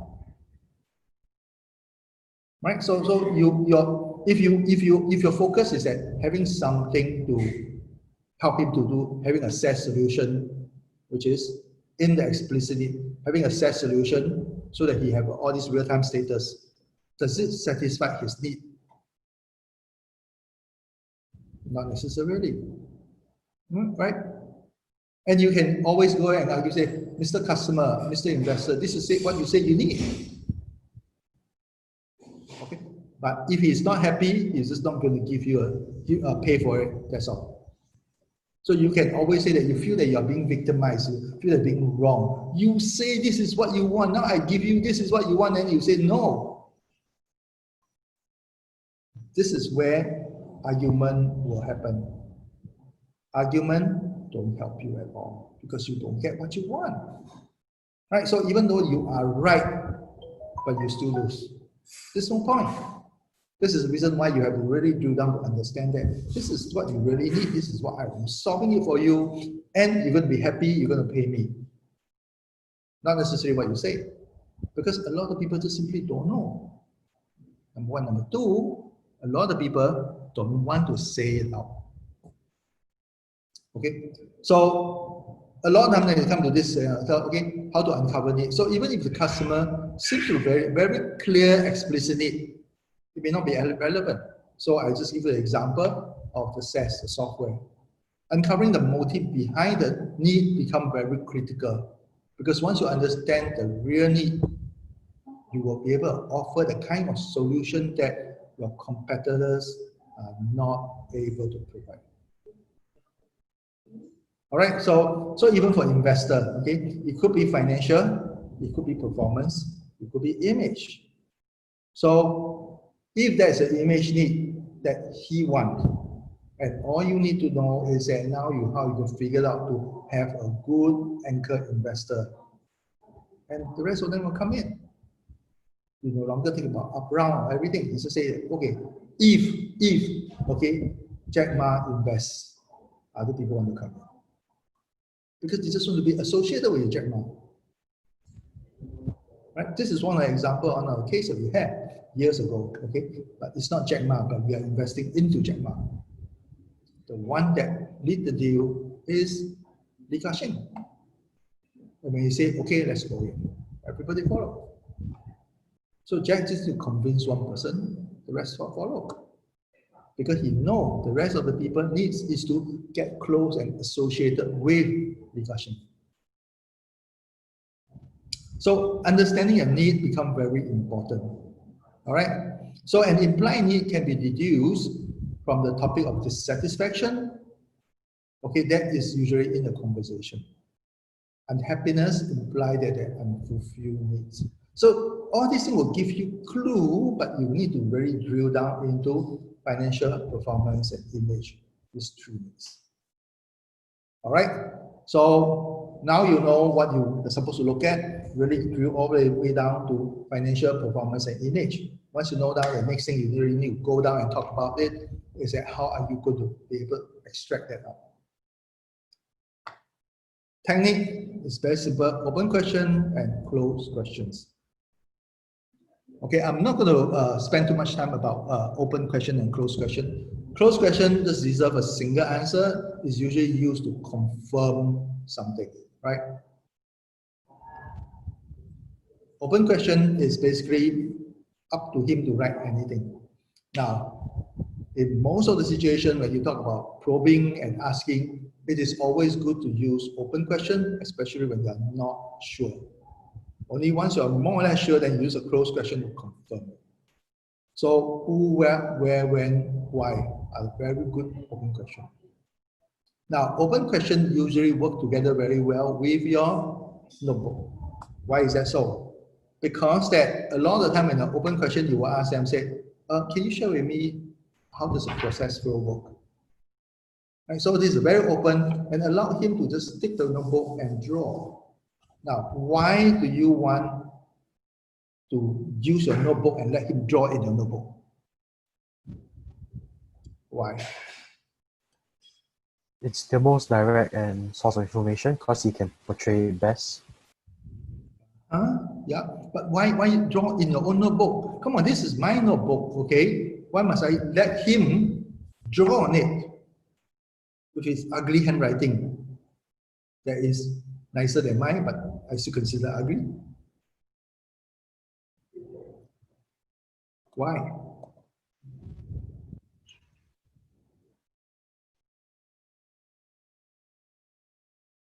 Why?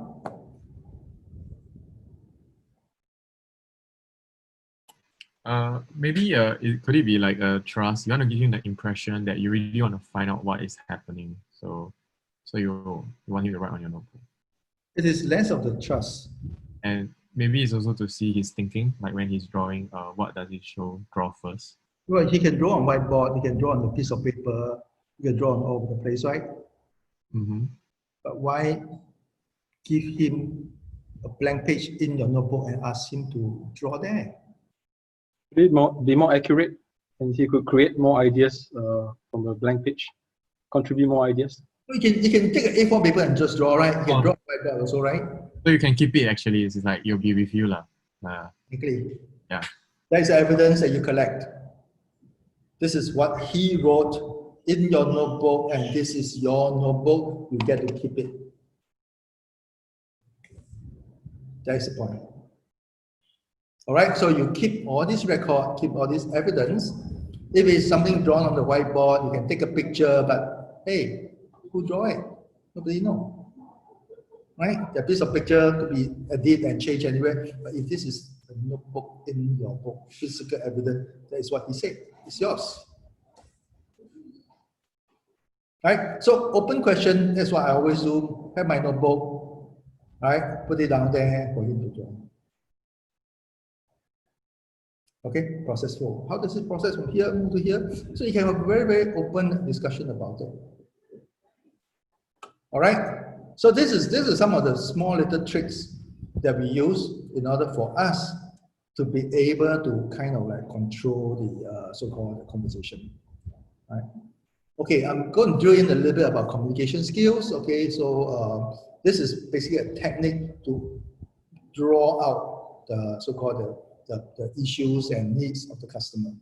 So there are three very important communication skills: confirm, restating, asking, that's one, acknowledgement, and bridging. Now, the reason why I need to emphasize all these things is allow you to be able to basically switch any topic up to you to control a whole conversation. All right, I'll drill in the detail. So confirm, restate, asking is a form that for you to steer the direction of the thing. For example, confirming. Okay, you are saying blue is better, is it? Yeah, okay, that's what you confirm. And you restate it. So just now we are mentioning, but the conversation said blue is better. Then may I ask? So usually you confirm, restate, and then ask to be able to drill into a topic even further. You mentioned that investment into this HR company is one of the best. Am I right? Okay, confirm. And HR investment is one of the key focus for year 2020, right? Yeah. Then may I know that in the HR field, which are the investment, what kind of investment are you looking for? Right? Confirm, restate, asking. The reason for doing that is to allow you to ask almost anything that he thinks that is a reason. Psychologically, he can be totally not related. It can be not related, but it allows you to be able to, number one, give him the impression that you are hearing what he said. And then you rephrase it back, so you say, confirm that, you hear what he said, you understand it. And this gives you a so-called perception that you agree with him. It's very important, okay, to an investor, to a customer, that he want to feel that you agree with him.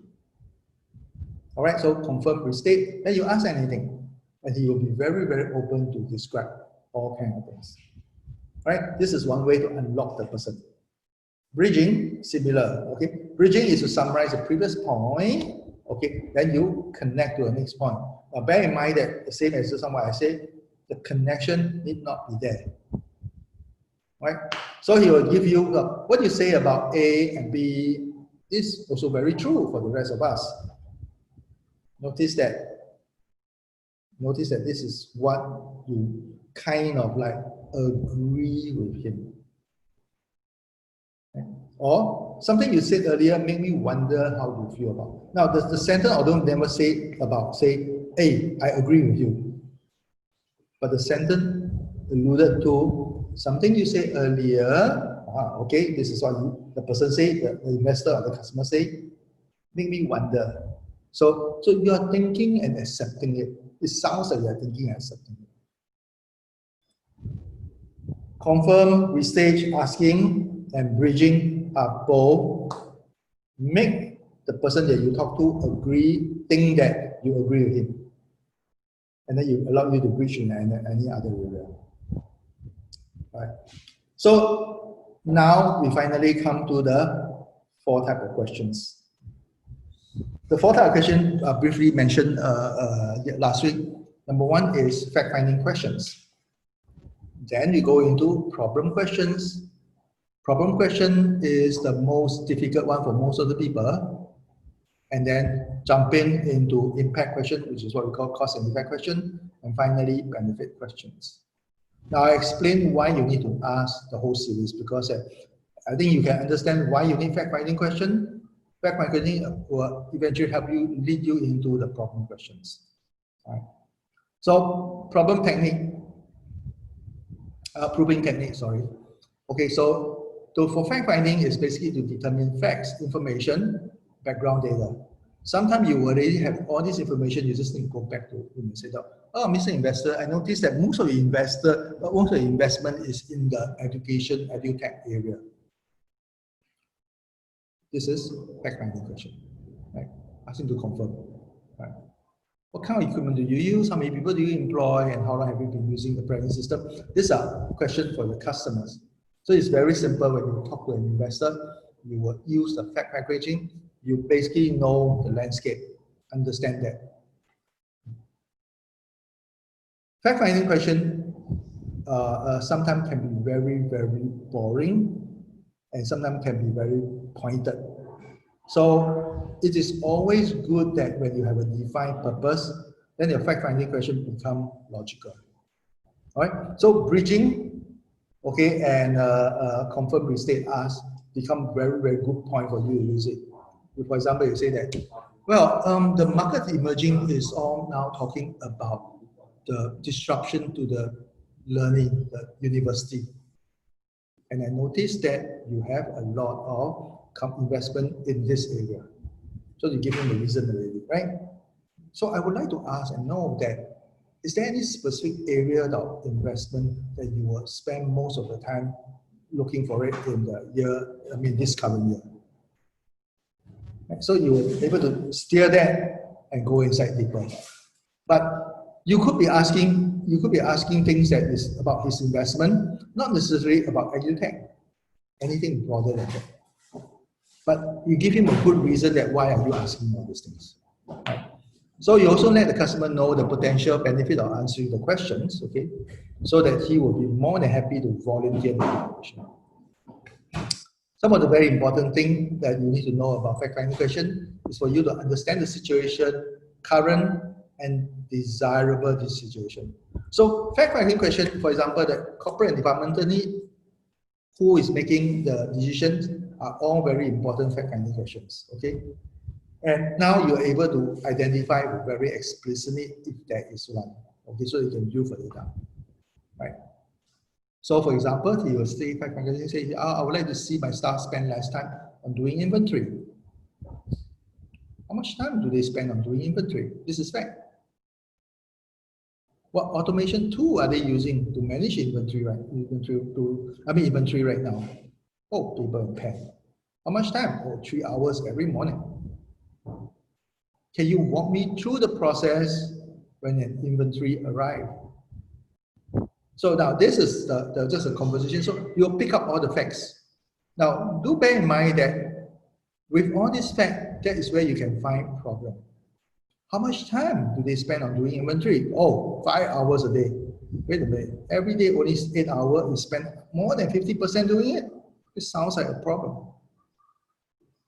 What automation tool do they use? Okay, paper and pen. That is not exactly automation tool. Can you walk me through the process when now? So this you're going to do a flow chart. And the flow chart is easiest for us to find bottleneck. Right? So similarly, when you talk about investment, it's the same thing also. Okay. I'm looking for investment that is simple, clean, and straightforward. Okay. So how much time do you spend on grilling a drill? Okay. And by understanding that, you say, oh no, most of the time when I talk to the startup, they just don't know their stuff. Oh, okay. What do you mean by they don't know their stuff? List up, okay?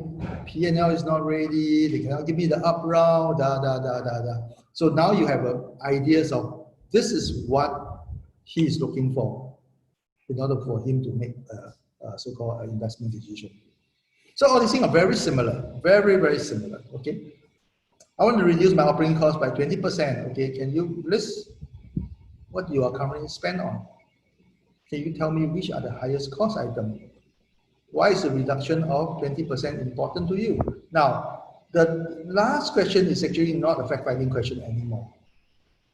It's actually more about the cause and effect and a little bit into benefit.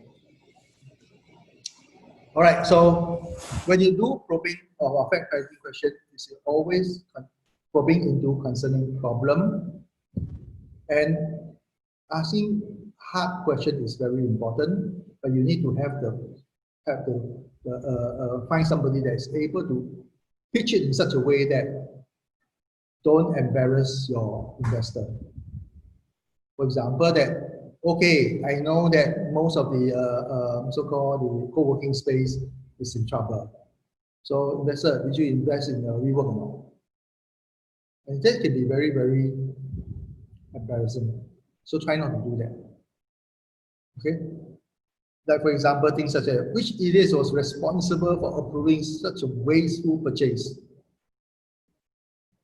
Unless you're a really good friend to him, don't do it this way. Okay. Now I'm going to skip through all these examples because you have a slide you'll be able to look at. I'm just going to cover the most important point is that when you ask the questions, you think in terms of your investor, you think in terms of your customers. Okay. Please help me to understand who are making these decisions. This is still not as good as asking questions such as, please help me to understand how are decisions being made. Because you remove the person out, nobody at fault. There's no who down there. Okay? In terms of fact finding, okay, proper questions are very useful too. And allow to position our salesperson to further develop implied need and at the same time not offending a prospective clients. Okay. So now you're talking about, is it difficult, which is a problem?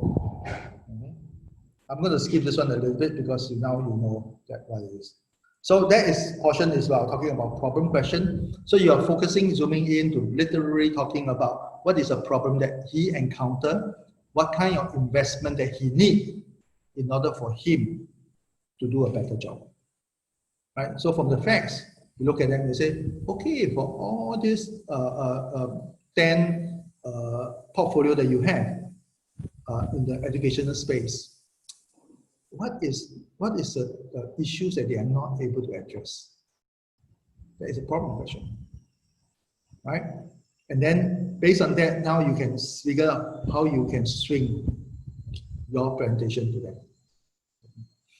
Okay, problem cause and effect question. Cause and effect question is a very important thing is that it is probably more important to talking to a customer than talking to the investor, because most of the investor is in very strong position. But investor can also be a problem because that sometimes with a whole big portfolio, none of them are stars. And he needs to be able to figure out how can he have somebody that give him that star so that he can go and raise the next round with the next LP. All right, so that is actually a very important impact to him. So, but let me refocus into a customer aspect first. The salesperson, which is you, okay, the person who pitch, is to take a problem that initially the buyers think that is small and irrelevant, and is able to build it in such a large magnitude that the buyer can justify taking action. Take for example, doctors are pretty good at doing that, medical doctor especially. So medical doctor, one of the key skills that they have is about making something not very important into something very, very serious. Take for example, okay, COVID. Now tell me, is COVID a serious illness? Anybody? Is COVID such a serious illness? Anybody? Make a guess, come on.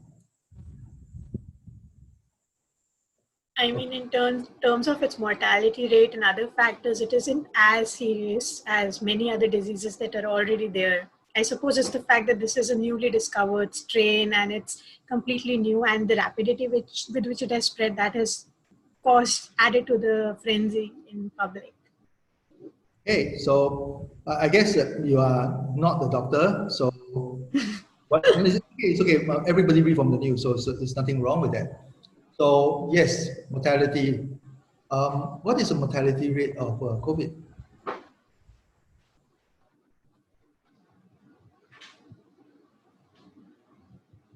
If you take Singapore, for example, you have 22 cases dead out of 25,000. Yeah. No big deal. No big deal. Why do we need to lock people down? Because right now we don't have, like, for most of these, okay, I'm just guessing here, is it because there's no vaccine or like a proper solution in place already, so as to prevent a situation where the healthcare systems and the limited number of ventilators get burdened by a sudden surge, because this is a disease that spreads through community spread? Kavya, listen, it's only a fraction of a percentage of people die. Yeah. But still, just to prevent that, like, I don't know, I'm just going by what like the news and the basic reasons why the protocols are in place are being said to be because of this reason. Okay, it's okay because that you are so on it. So that's why you see. No, the key things is that if you look at the data, then you start wondering. It's okay. You went over to NTUC to buy stuff also, right? Buy your daily essential. Right? Not really. I mean, all the this 50 over days, did you go out or not go out at all? Like, personally, as per the campus restrictions, just limited to the on-campus stores, Prime and Giant and all, yeah. So you did go to the campus store, right? That is correct. Yeah, so the reason why I use this example is that if you really look at the number, no big deal. Right? Globally, yeah, a lot of people die. The same amount of people die because of all other accidents too. Right? Italy, a lot of people die. Fair enough, but most of them are old. It's about time. But okay, it depends on how you pitch it. Right? The pitching is that, look, as a doctor, I will say that frankly, it can be safe, but I do not know. Are you susceptible? You may be the one that drop into the fraction of the percentage. You may be the one. Are you afraid? Then all of a sudden say, oh shit, I think I better take precaution. Because it hit me. Versus that, based on statistics, a small fraction of percentage of people hit it. So I should belong to the greater majority. So it is how you make something that is actually small and build it to such a large magnitude that you better, okay, Kavya, let me tell you, I really do not know whether you are the one or not. But if you are the one, then you die. And if you don't die, you'll be bedridden on the ventilator. You know how troublesome that is? And you can't breathe. And all of a sudden you say, okay, I think I better take precaution. But okay, you have better chance of being hit by the car on campus and getting it. So the way it's being pitched to the person here being the average citizen. Mm-hmm. Yeah. Okay. So it will justify any actions. See that? So I'm not saying COVID is what, but it depends on how the thing is being pitched. But if you look at the statistics, 22 out of 25,000. Come on. This is one of the lowest mortality rate. This is one of the lowest for a very simple reason, because we have a large test pool. Okay? Myanmar and all these places, they are very small, but because they're not testing a lot. So even that for them, percentage-wise, is not as good as ours. 22, okay, out of 25,000, come on, man, it's negligible. That's why I say that you have a better chance to get hit by the car on campus. Knowing that campus, there isn't a lot of car. The better chance being hit by a car down there than getting COVID just by pure statistics. But by rephrasing the whole thing, okay, cause and impact. Because if you are being hit, what is the impact? That's why you will always focus on asking for the impact. If this thing hits, how much do you lose? How much do you lose? Can you afford that? Because without this one, there is no incentive to buy. Right? That is the one that is the most important thing, that you will twist until you feel the pain. Right? Remember way earlier that we are talking about, people don't change unless there's necessity. People don't feel there's necessity unless there's a crisis upon them. Simple. Right? So the crisis is that, look, you may die. And if you don't die, you will suffer like hell. Simple as that. Okay, let's move the ethics out. Okay, because without having this impact, people don't buy. This is very important that you need to have that impact. So when you study the whole thing, we're talking about the business that you're doing, IoT, I'm able to save how much, you know, and all these things. You really have to calculate that if you don't have IoT, what is the impact? Is the impact severe enough now? The person spent 3 hours doing inventory. What is the impact? Right? If you just spend 3 hours, come on, he has 8 hours, 3 hours, that is fine. This is his job anyway. But if the 3 hours that he spent, he would have been able to close 10 deals, sell to 10 customers, each customer pay $100, it's $1,000 less per day. $1,000 less per day. A year is $365,000. Now that is significant. That's the impact. So you have to be able to highlight that. So when you're talking to the investor, it's a similar situation, is that you must be able to show two impact. Number one, impact to your customer so that it is relevant for you to be in there so that you will be able to generate more revenue. But you also need to make sure that it's impact to him. If he don't invest in you, he lose big time. Okay, cost and impact. Now, I was usually jokingly about putting this particular example. So a man in the restroom is standing in front of a urinal, okay, and he finds himself with a dilemma because he dropped a $5 bill into the urinal. So $5, oh come on, small, irrelevant, and the thing is dirty, okay? So should he stick his hand to pick it up or not? Right? Then the first man think it over for a minute, and what he did is that from his wallet, he took out a $100 bill and tossed it in the urinal. Now, this is somewhat silly because that you have $5 lost inside down there already, that you maybe just lose it. But now you're going to commit another $100. But because of the $100, okay, because of the $100, that he now, if he don't do anything, he lost $105. But $105 is a big enough amount for him to do something about it. Right? So this is, you have to really have the pain, and the cause and effect give you the kind of pain. All right? Okay, probing technique for cause and effect format. When X caused Y to happen, okay, Y is the consequence to you. Consequence.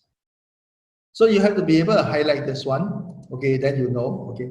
So when you suffer from Y, then you feel with X. So there's always a relationship very, very closely down there, okay. What is the consequence if you allow X to happen? Right. What is the consequence to your fund if you are not able to raise the next round? What is the consequence to your fund if your total fund IRR is less than 3x? Okay, I'm going to skip through all these examples, which you can read.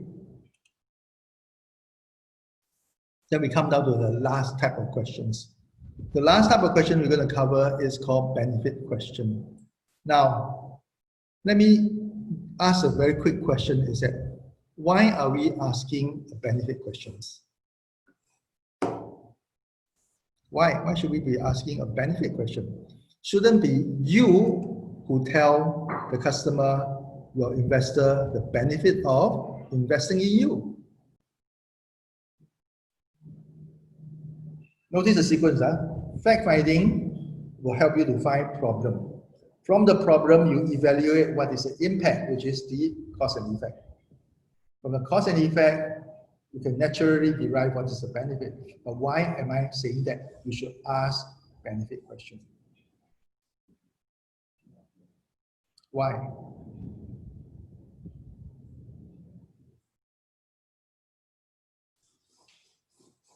Anybody?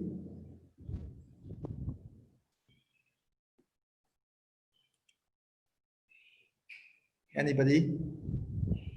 Charles?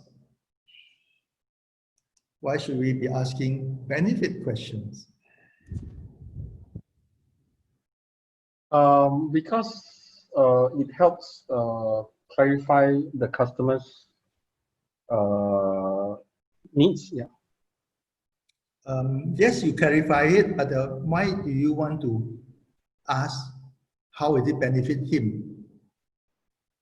Because if you can ask the probing questions and it strikes, or you can discover whether this needs actually matches or aligns with his frame of mind or his thoughts, then you could actually go down probing further in the direction, or you could actually say that, okay, this direction is wrong, you should actually lead the discussion somewhere else or strategize it differently, the approach. Yeah.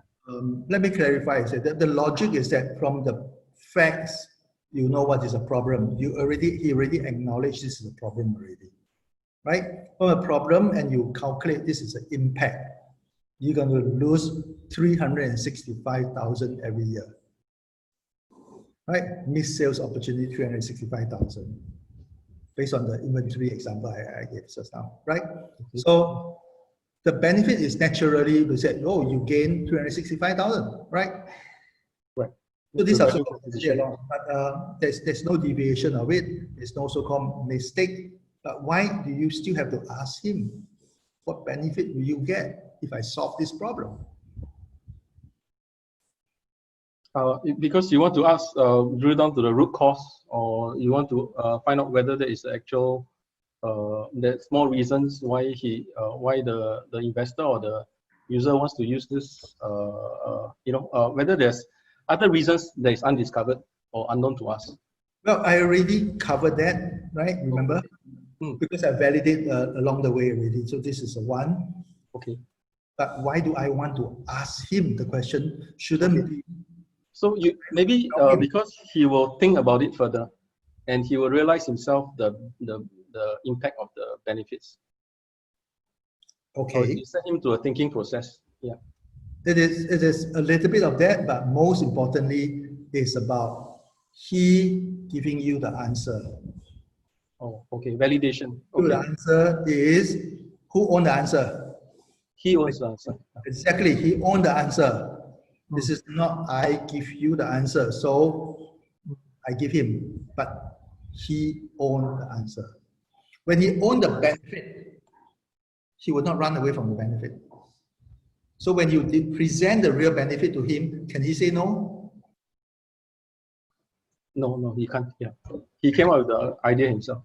Exactly. Okay, this is what you want, Mr. Investor. This is what you say you want. You want a 5x. I'm presenting you a 5x. Why aren't you buying it? Why aren't you paying me?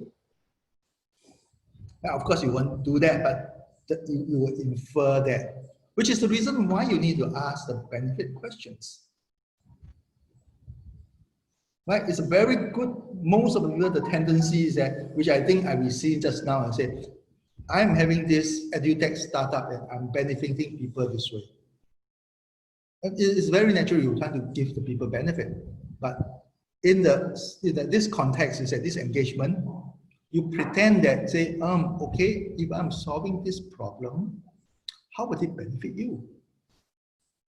Okay, I'm a startup that's able to provide up round of 5x, but how would it benefit you? The guy, the investor will look at it and say, yeah, 5x. 5x into me, if I put $1 million, and this 5x translates into my overall portfolio about 3x. Okay, that allowed me to be able to raise the next fund. That is a benefit. And he will be, this is what I want. Okay, so now that is where most of the people tends to so-called miss out. Most of the people tends to miss out. Okay, so benefit question is to build the positive element needed for the solution. Because so far, you notice that we have never talked about solution. To focus the customer attention on the solution to the problem instead of focusing on the problem itself, right? He wants benefit. Benefit is the thing that people buy. All right, so benefit question is actually very simple. Okay, set the issue you want to say, ask about the specific benefit. Okay, I'll just give you. With regard to the high cost of customer acquisition, what benefit will you experience if it is solved? How would it benefit you? Right? Think about the problem. What benefit will you get if it is solved? Right? What will you get out of it? Okay, the power of a benefit question, which is what just now Charles had mentioned, customer tell you the benefit for you to use in later selling. You own the benefit. All right? You can direct appropriate benefit to different people. Now, bear in mind that a benefit to analysts is different from the benefit to the GP. Analysts basically said, okay, if you give me all this good format, it helps me to do my job. But the GP will be focusing on investment return. The benefits are different. Okay, so when you talk to different people, you notice that your pitch will be different. The pitch. Now, one of the key issues for most of the startups is that you are using one deck for everybody. You are using the deck that pitch to sell to your customers. You are using almost the same deck to sell to your investor. And you're using almost the same deck to recruit your distributor or partner. This is very, very wrong. Each one will have a different deck. Right? Customer, you focus on solving a customer need. Investor, you focus on solving the investor need by giving him the returns. Partners, okay, giving him a reason why he have to work with you so that both of you can so-called tackle the customers. These all three are different. All right.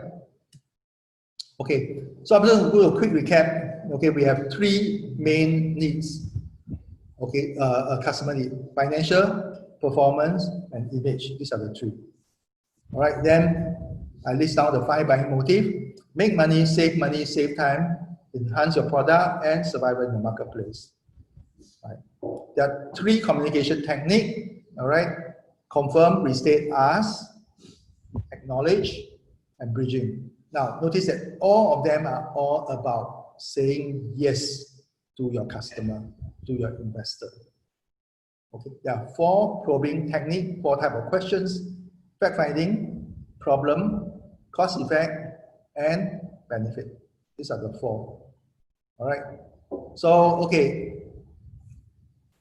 Notice that even in the so-called presentation, I'm doing recap after recap after recap.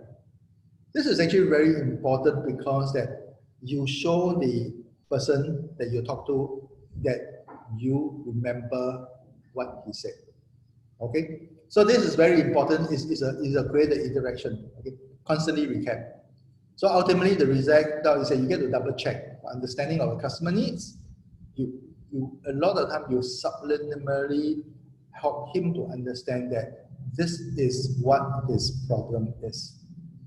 This is also what you emphasize to the investor. Okay, slowly, subliminally, that he need to invest in you. All right, he will feel a lot more assured. Okay, you understand him, and you feel a lot more connected. This is very important. Okay, so a very simple process is that you always probe, you clarify, you recap, and then you try to close it, which is using the benefit question. And you ask him, so have we cleared all the issue already? If the answer is no, you go back. If the answer is finally yes, have a confirmation, then you move to the next stage. In doing sales, this is a very important point because if you have not clarified all this so-called problem, in the later stage, the objection, the O, will appear. And you have a lot more questions, the C will interrupt you. But if you're able to clarify all these things and you say, hey, okay, finally, if these are the problems we want to solve, are we agreeable? Okay, that these are all the things on the table already. And if it's agree, okay, anything that later appear in the O that is not in this scope, you basically can tell him, they say, look, I thought you say everything clear already. Right? See, so that is the power of it. Consistency is what most of people strive to be. So by using this characteristic back on him, it's very difficult for him to say, no, okay, I want to revisit.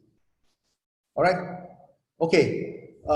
After P, COM become very easy. So I'm going to take a quick pause down here. Any question? Anybody have any questions? Questions?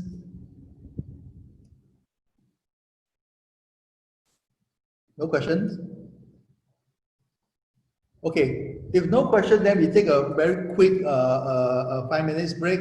So you can go to the restroom and drink some water. So 43. So we come back.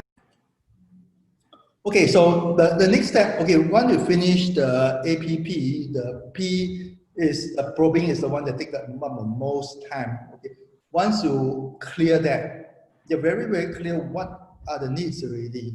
Notice that I never talk anything about solution. You just want to focus on problem, the needs, the benefit, and everything down there. Once that one is done, okay, you have about 60–70% of the job done. And the rest of them is basically smooth sailing, number one. Number two is also that this is what our education system has teach us very, very well. Find a solution. Okay, find a solution is the fastest possible way. So we can do it very well. But the first three part is where you have difficulty doing. So focus on the first three part, learn and unlearn, unlearn and then learn. The first three part is the most important thing. Well, once you come to consulting, very simple.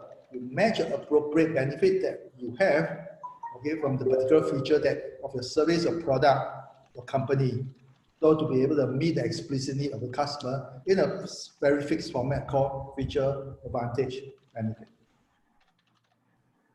Okay. So feature, okay. Feature basically means that by the definition is characteristic of a product or service.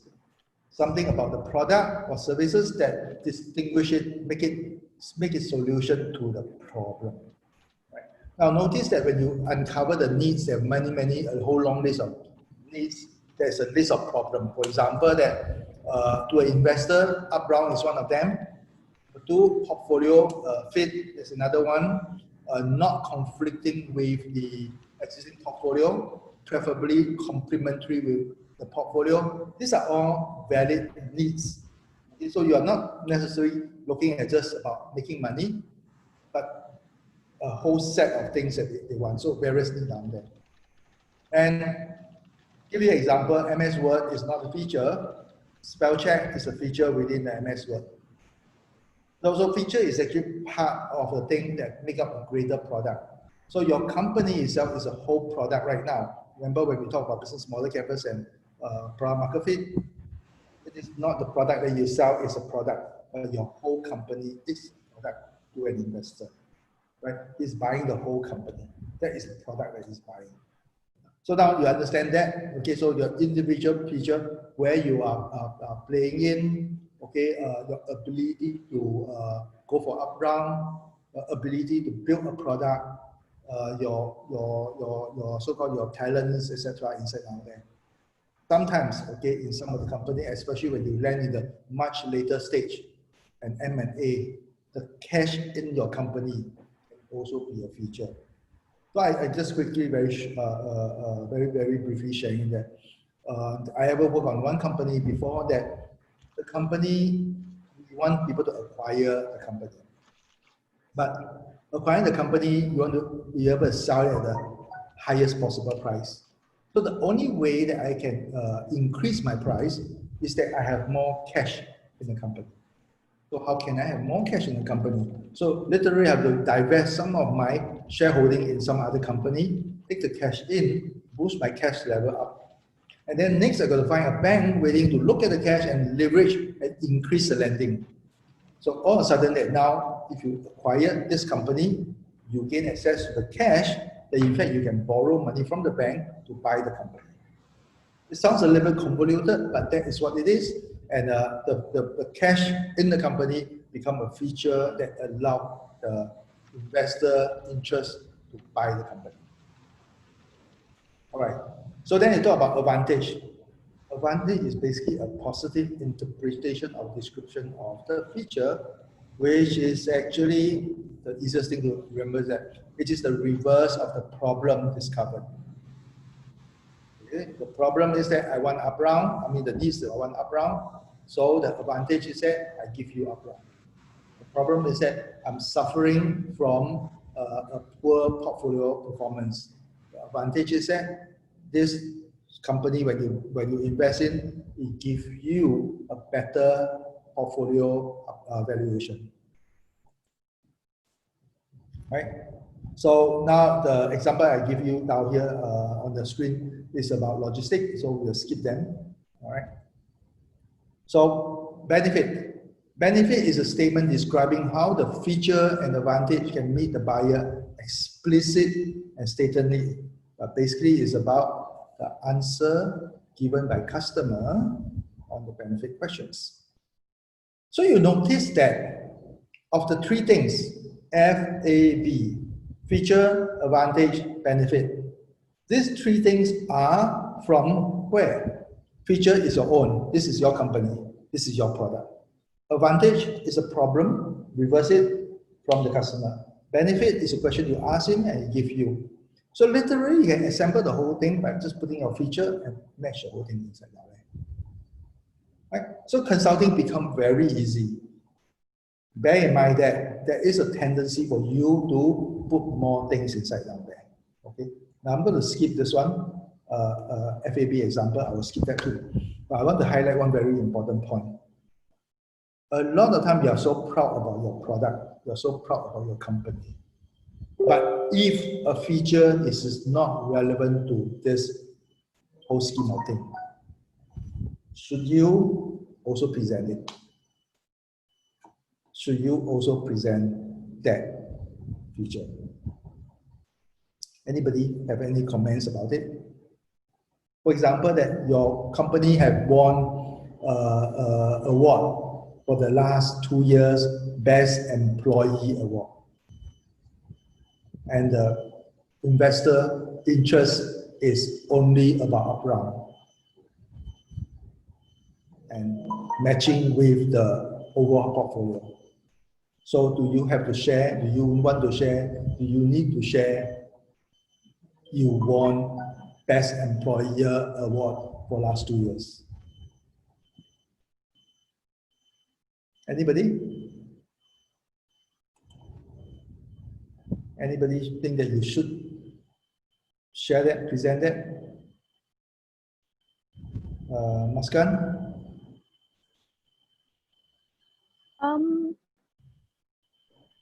I think it should be mentioned briefly, but not too much emphasis, because if in this scenario that you mentioned, Best Employer Award indirectly points to a good corporate culture, and that is that could be a major reason for future success. Could also lead to up-downs. Really? You can very easily win a Best Employer Award by giving all the benefit to the employee. You have a snooker table, free food, okay, unlimited holiday, etc. So you think you want to present that? If it directly translates to all these expenses, then perhaps not. If only it is valid to achieve the needs that the investor wants. Mm-hmm. Because when you present that, okay, Best Employer Award, okay, so you are giving them a lot of benefit, no wonder people like it, which also means that it's more expensive to me.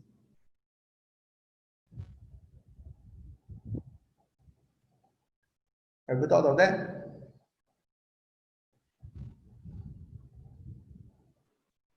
%65% of the objection is created by the person who pitched.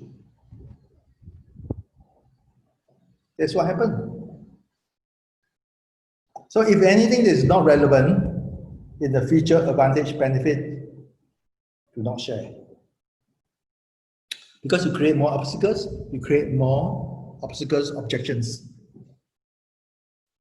Sometimes you're very proud. You say, hey, come on, man, I was down there receiving an award, okay, in the National Charity Board President Charity Award. We are always asked to go down there and sing the song.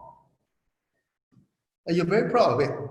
But if it's not relevant, the investor will be looking and say, oh, okay, going for charity board. Okay, so how much your National Day Parade, for example, Singapore National Day Parade, okay, is known to have a lot of people.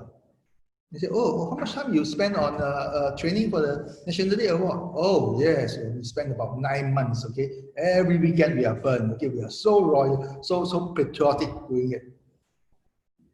Then the investor will be thinking, say, oh, okay, Saturday, Sunday not working. Monday you're resting. So 1 week you're working only 4 days. So I'm paying for 5 days. What's the point? So bear in mind that, so sometimes you may be very proud of something, but if it's not relevant, please do not include that. Very, very clear, no? Do not include them. Right? So if they happen to ask, you can answer that. Oh, this is something that we do. Yeah, okay, but this is not relevant to this one, that's why we don't share. Oversharing will kill your deal. All right, so this is something that is very difficult for people to accept because most of the time you are so proud about what you are doing, not knowing that people think otherwise.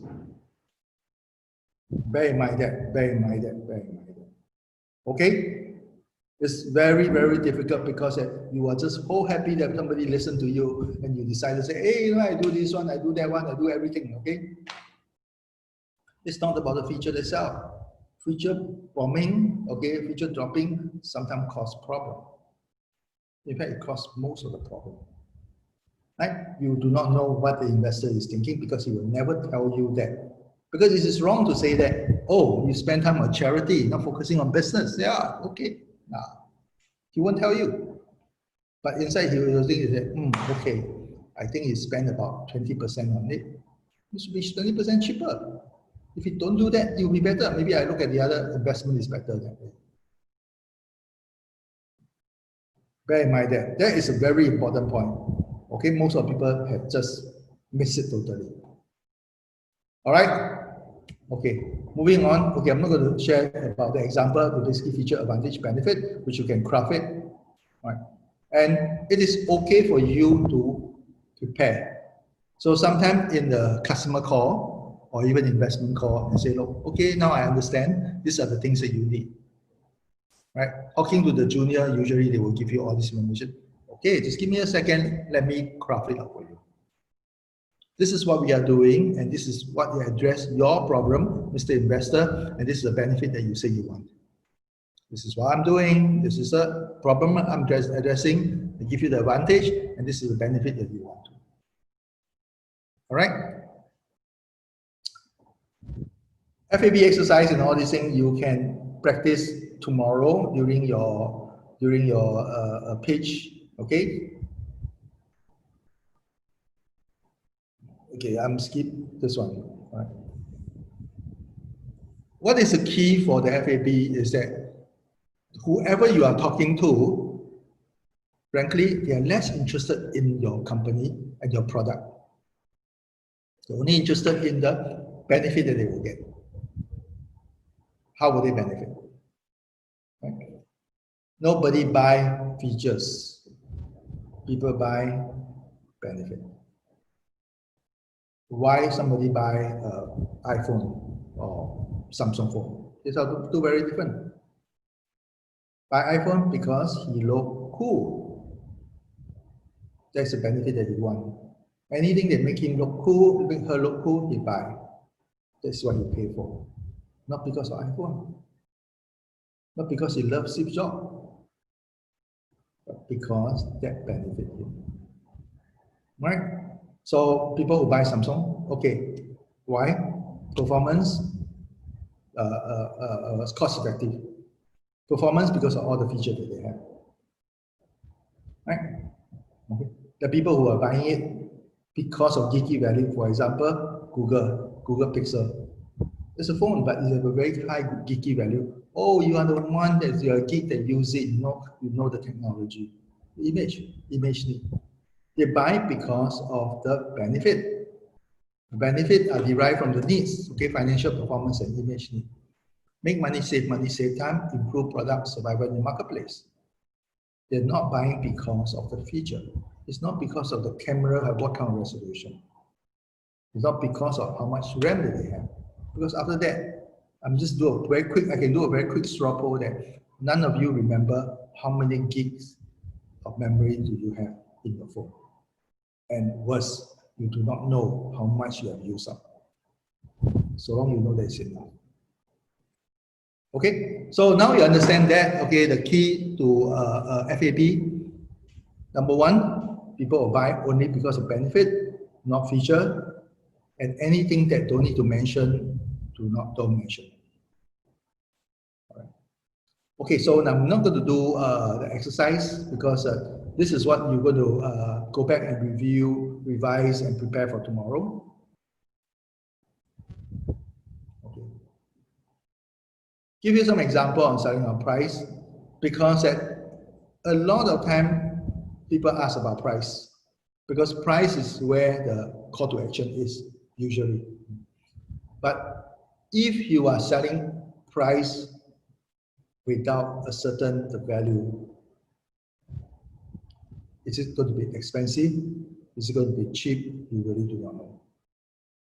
So very important is that only mention about the price after the value is certain, because when he feel it is very painful, he will pay. So you ask, how much is your life worth? If your life worth a few $1,000,000, then you will minimally willing to spend about at least half of it to make sure that you are alive. For a person who thinks that his life is not worth anything, he won't bother. He won't pay a single cent for it. So price will only come after the value. And value is usually determined from the impact. Cause and effect, you find the impact. If every day he spent 3 hours doing inventory and he missed the sales, and in 1 year he missed 365,000, he probably willing to pay at least half of it. So maybe 150,000 for a solution. Right? If his 3 hours doing inventory that he didn't miss any sales because he's doing early in the morning, nobody shopping the time. All right, so there's no loss, no impact. He's not willing to pay a single cent for it. So these are the two extremes. Okay. All right.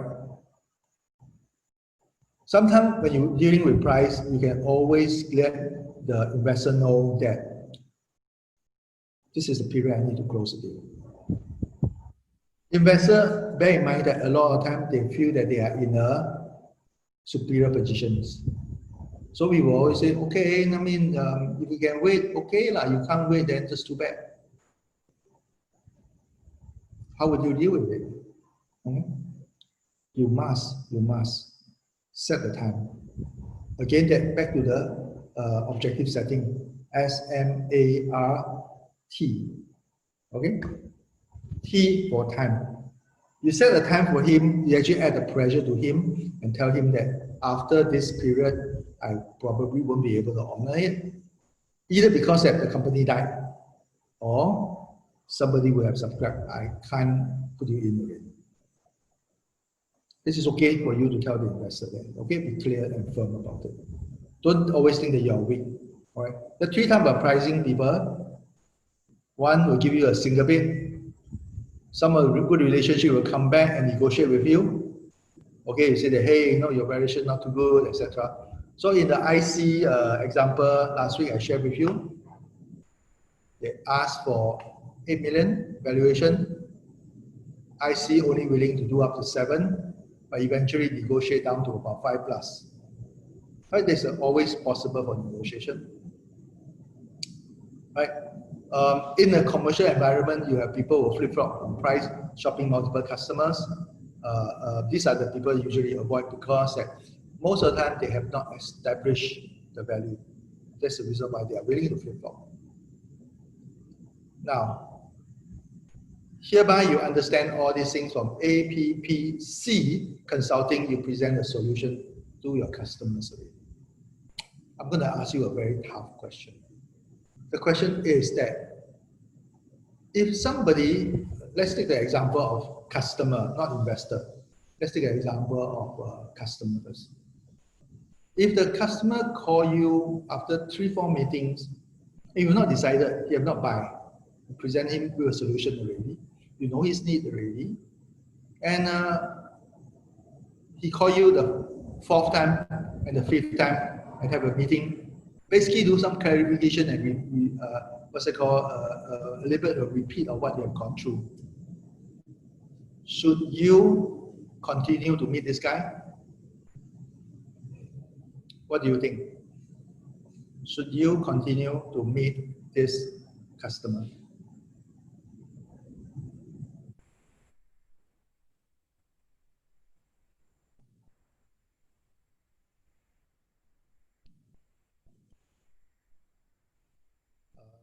Mitch, what do you think?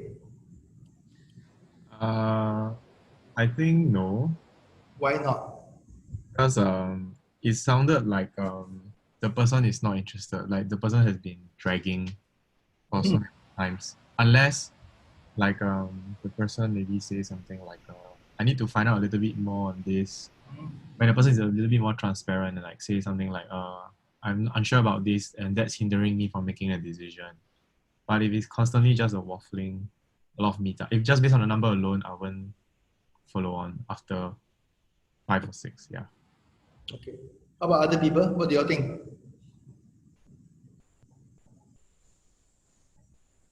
How about other people? What do you think? I think like this kind of signifies that maybe we are missing, maybe the discussions are not really capturing what the customer actually wants, because like he's having to constantly call and verify about the product. So it sounds as though like the product that we have doesn't really capture his actual need. Yep. Okay. So there are two possibilities. Possibility number one is that he is just learning. The customer is just learning from you. Taking this as an opportunity that, oh, okay, oh, this is the situation, this is the case.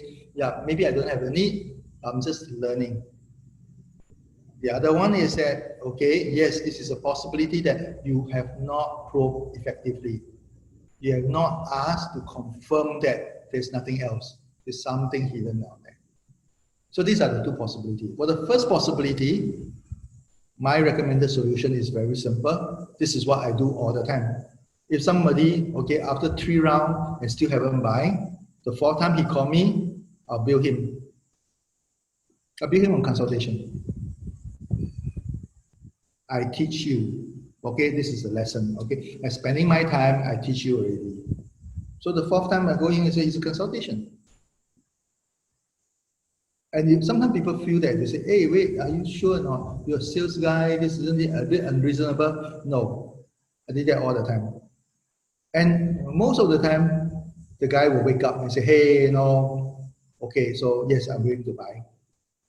These are the few things can be sorted out. I say, okay, if you are buying, I waive this. But my bill still go through. I'll waive it. I'll send you a credit note. Yeah.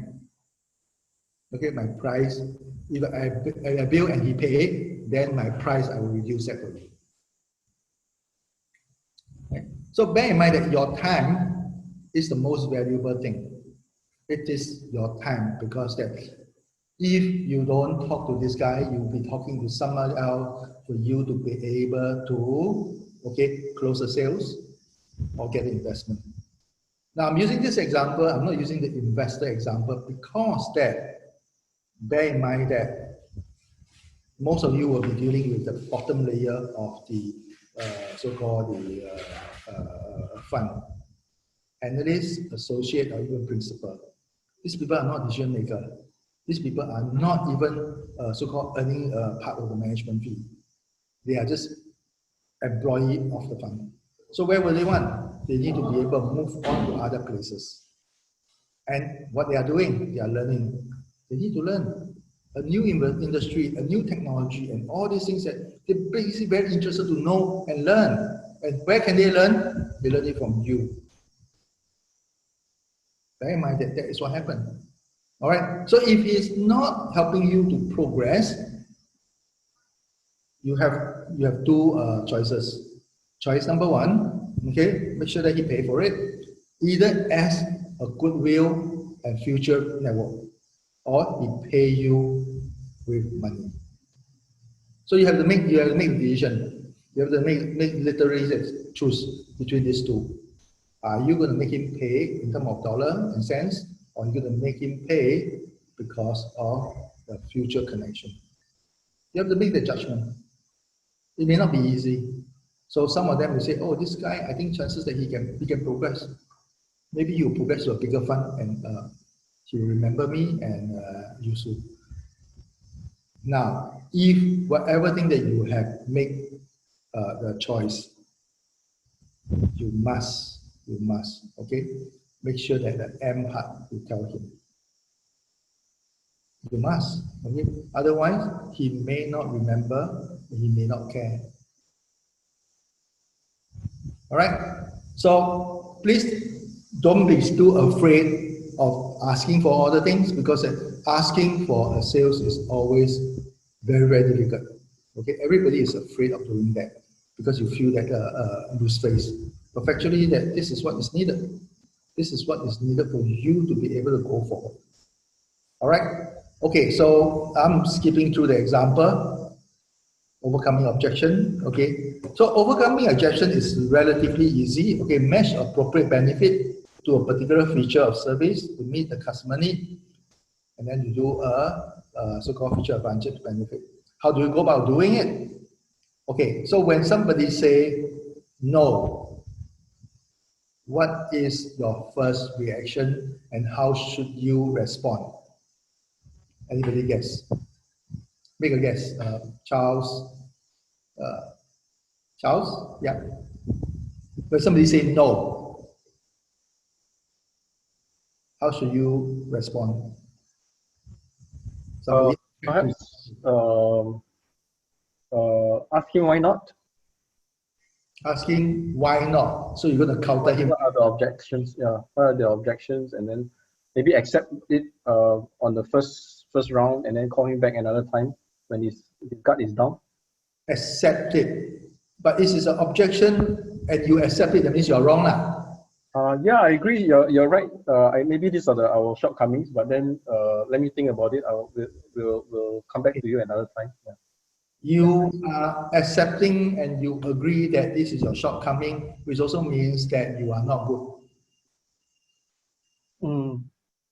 I mean, because if he's defensive during the conversation, right?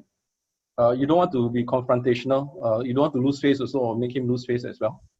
Mm-hmm. So you could agree in a way, but be firm with your advantages, lah. I mean, yeah. But I mean, you don't mention it. If you can, you mention it. If you don't, then it's okay. You're right. You know, you're absolutely right. And then at another time, re-engage again with saying that, hey, look, we've got something new. We understand your apprehensions early on. These are the new benefits that we can offer you when he's in a better mood, lah. Okay, Charles, there's a logical error down there because now you are at fault. Because objection, you are at fault. Sorry, you're wrong. You are in a very weak position, right? So that's why that means that you cannot continue. That's what you're saying. And you go away, and then when you have something new, then you come back. Is that what you're saying? Yes, in a way, yeah. Okay. Now, which also means that the deal is finished. Yes, in a way. You spend all the time from A, P, P, C, and reach O, and then you stop. Okay. Are you going to be happy about it? No, definitely not. Yeah. Is your boss going to be happy about it? Definitely not. Exactly. So how? We offer alternatives, lah, and then say that we'll contact you another time. Mm-hmm. It is very normal, especially for guys, okay, Singapore guys, that you want to avoid confrontation. We are somehow somewhat ingrained already. We are very, very conflict avoidance. Okay. Like it's like that, okay? Very few people go out and encounter. We are conflict avoidant, especially dealing with women, especially dealing with girlfriend and mother. Okay, always like that. Unfortunately, the psychic is very deep in conflict avoidance. But as a job, A, P, P, C, oh, there's one more M only, come on. And now you're stopped. That's bad. So you're losing everything. All right. So that is why overcoming objection become very important. And the step. Now the step you are proposing is not wrong, okay, but it's not perfect. The essence is correct, which is why I want to clarify a few words. To do overcoming objection, very important. The very first thing is that do not become defensive. So when you say that, you say why not, you become very defensive. You're trying to counter. And naturally, people will attempt to explain your position. And then you justify your statement, and then you begin to unload the whole bazooka of all your feature. Right? Feature dropping, you just trying to do that. This is very natural. Okay, because people say, yeah, you're wrong, you're trying to counter it. That is not, but when that happens, this is when exactly two of you are sitting face to face. That is what happened. When you're seeing sideways, the objection usually comes differently. Okay, then you will move forward together. But now, because you are face to face, there is a counter. You're side by side, it's different. But the process of doing it is very first one. Acknowledge the objection. Now notice I use the word acknowledge. I didn't agree with the objection. I didn't agree with the objection because if it's wrong, then you're willingly selling something wrong there. No, it's not. Okay, integrity is at stake. No, I only acknowledge the objection. I hear you. I understand your concern now. Acknowledge. Second step, clarify. May I understand what do you mean by this? Why are you saying that? Sorry, help me to understand. Clarify. Clarify, clarify, clarify. And frankly, in my experience, if you learn how to ask questions, your clarification will cancel the objection totally. If you know how to ask priming and guiding question, you will cancel all the objection. All right, but it's okay. Don't need to know the skill yet. And then you use one of the methods to overcome the objections. Okay, acknowledge, clarify. One of the methods, I'm going to show you 3 methods. And you do the FAB and FAB confirmation. Clarification usually help you to solve the problem. So Charles, you mentioned about the method. Okay, yes. You say agree, now it's acknowledge. I hear you. Okay, I don't agree yet. I hear you. You repeat, okay, this is what you say. So that he feels happy that you hear it.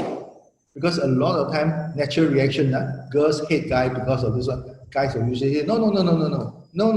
The first reaction of no come out. The girl go ballistic. Very simple. Because you're not listening.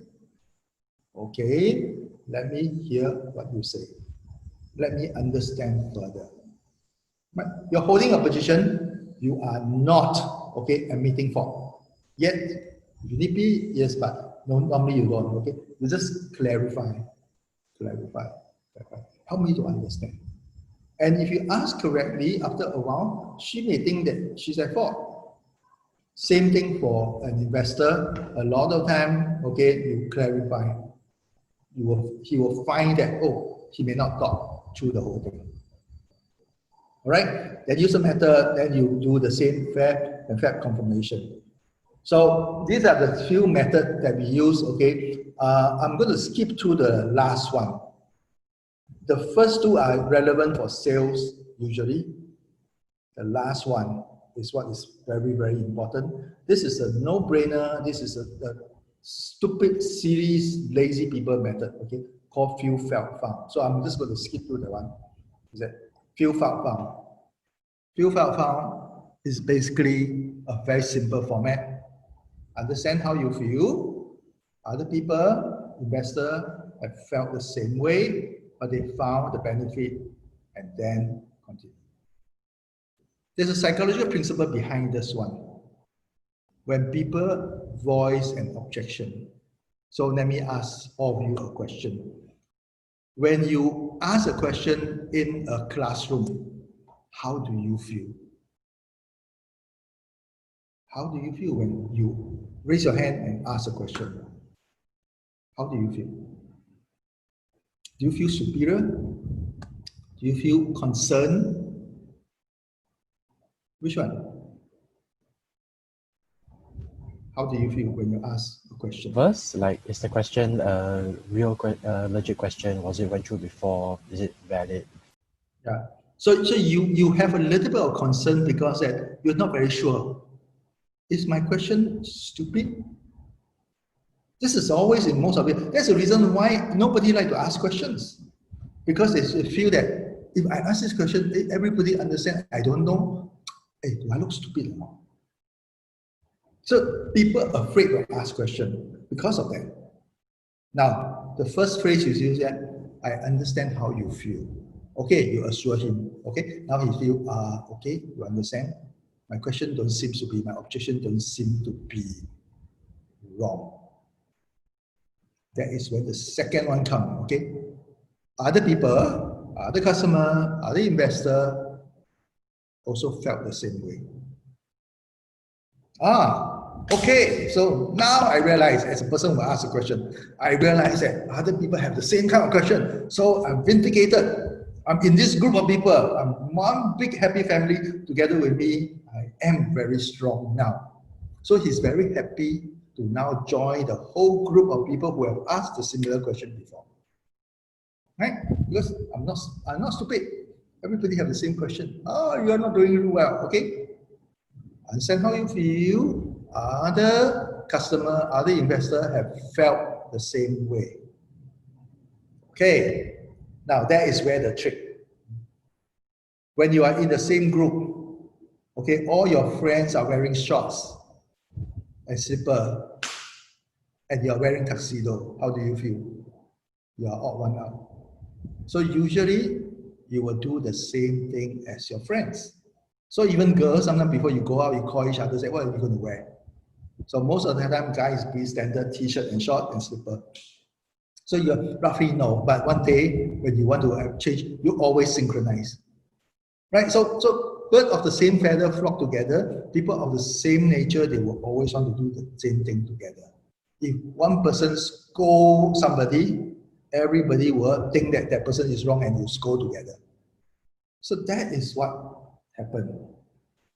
If other people found the benefit, should you belong to the same group find the benefit too? You should. Now notice that when I say that, I understand how you feel that other customers felt the same way initially, but after they tried the product, they invested in, and they found the benefit that meet their needs. I literally didn't tell you anything at all. But I bring you through this whole psychological journey by number one, assure you you are okay, you belong to this group, and this group people do this thing, so you should be doing the same thing too. Literally, I pull the guy on his nose and lead him through the whole journey. Feel file, FFF, is one of the most powerful and objection handling techniques. Right, so number one, acknowledge. I hear you, Mr. Investor. This is a very good question that you have down here. Right? May I clarify? Clarify. Done already. Okay, I understand how you feel. Other investors ask the same questions. But after my clarification and they put the money in, they found that this is one of the best investments they ever get. And the investors feel, okay. Other investors think it's okay, so it's okay. This is a very strong and powerful psychological method. And this is the only one that I want to share with you. The rest of them, you can take a look at them, okay? Now, after you finish, you will do FAB and FAB confirmation, which is all the same standard thing that you are doing. All right? Then you do a trial close. Mr. Investor, we have cleared through all these things. Do you think that we can commit to a time to close the term sheet? If the answer is no, go back. What are the issues? Probe. Okay, probe finish. Consulting. If there's objection, overcome it. Then finally, we go to the last one, act. Ask the customer for the business in a very definite term. Motivation to buy, there's a lot of buying signal. I'm not going to cover that. Okay, I'm just going to skip through them. All right, and you have to ask for the business. Buying signal is what you know, but in terms of investment, buying signal is very, very clear. Because that the guy will ask, number one, do you have a term sheet? Have anybody given you a term sheet? What is the valuation? How do you justify the valuation? Right? Because that is asking for the price. Price determines when he will act. All right. So you say, ask for the business. Bear in mind that when you do a sales, talking to a customer, you have to ask for the business because sometimes the customer may not know that you want to sell. So just for information, you have to ask for business. A successful one will always be the one who asks all the time. Same thing for investment. Okay, don't present everything finished already and then hope that the guy say, okay, I would like to invest. Most of the time, that thing never happen. All right. So when you do your investment game, the same thing. You go and ask the investor, how many shares do you want to buy? You want to buy now? How much? Okay. The price is more or less fixed, so it's the quantum. Would you buy 10 or 20? Ask. Should we lock in 20 right now? Okay, you can send me the offer right now, 20. I straight away acknowledge. Ask for it. Get the thing closed, move on. So ask for business, number one, ask for the business in a very definite term. Now there's also a step down here. Ask for business in a very definite term. Then number 2 step is a very important step. Remain silent. Don't answer your own question. Now tell me, why is it important for this number 2 steps? Step number 2, why is it important? Why is it important to remain silent? Don't give him a chance to object. Right? Don't offer him objections. Exactly. Because sometimes we have this staring incident, so especially you're sitting opposing each other. So you offer already, then he keep quiet. Silent is not, we are not used to. Whether you are introvert or extrovert, you are just not used to silent, and you just look at him.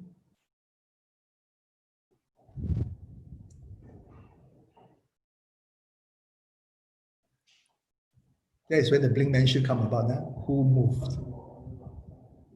If most of the time, the salespeople is one who is very extrovert, so they usually feel very uncomfortable. The next thing they will say, is there any problem?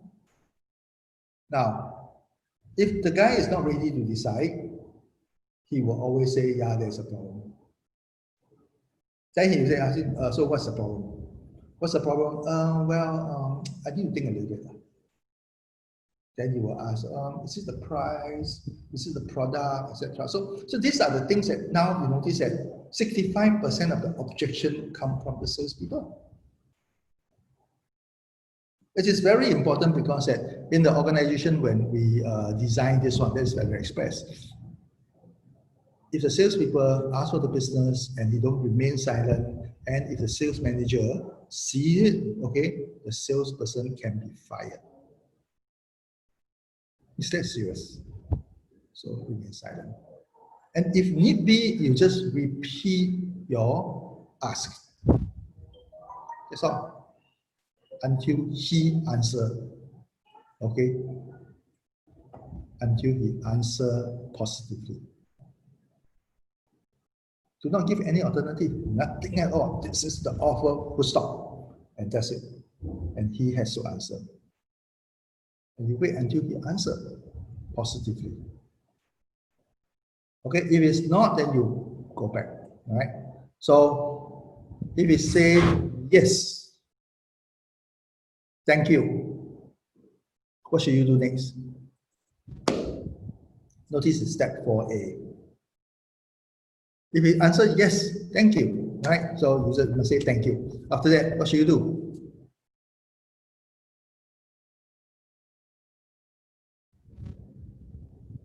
Should we reiterate what we said in step 1?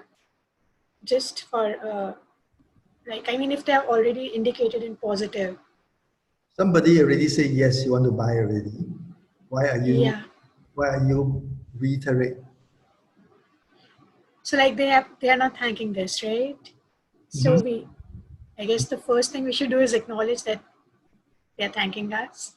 You see, for example, if you are selling a wallet, I say, yes, I want to take this wallet. I'm paying for it now. Then I should pack it and give it to him immediately.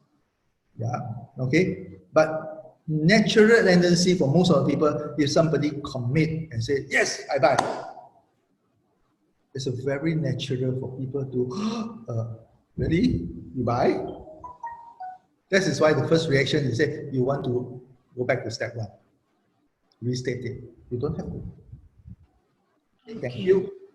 And move. Because at a lot of time, okay, either chatter after this one cause problem. All right, so no need to say anything. Be very conscious about it.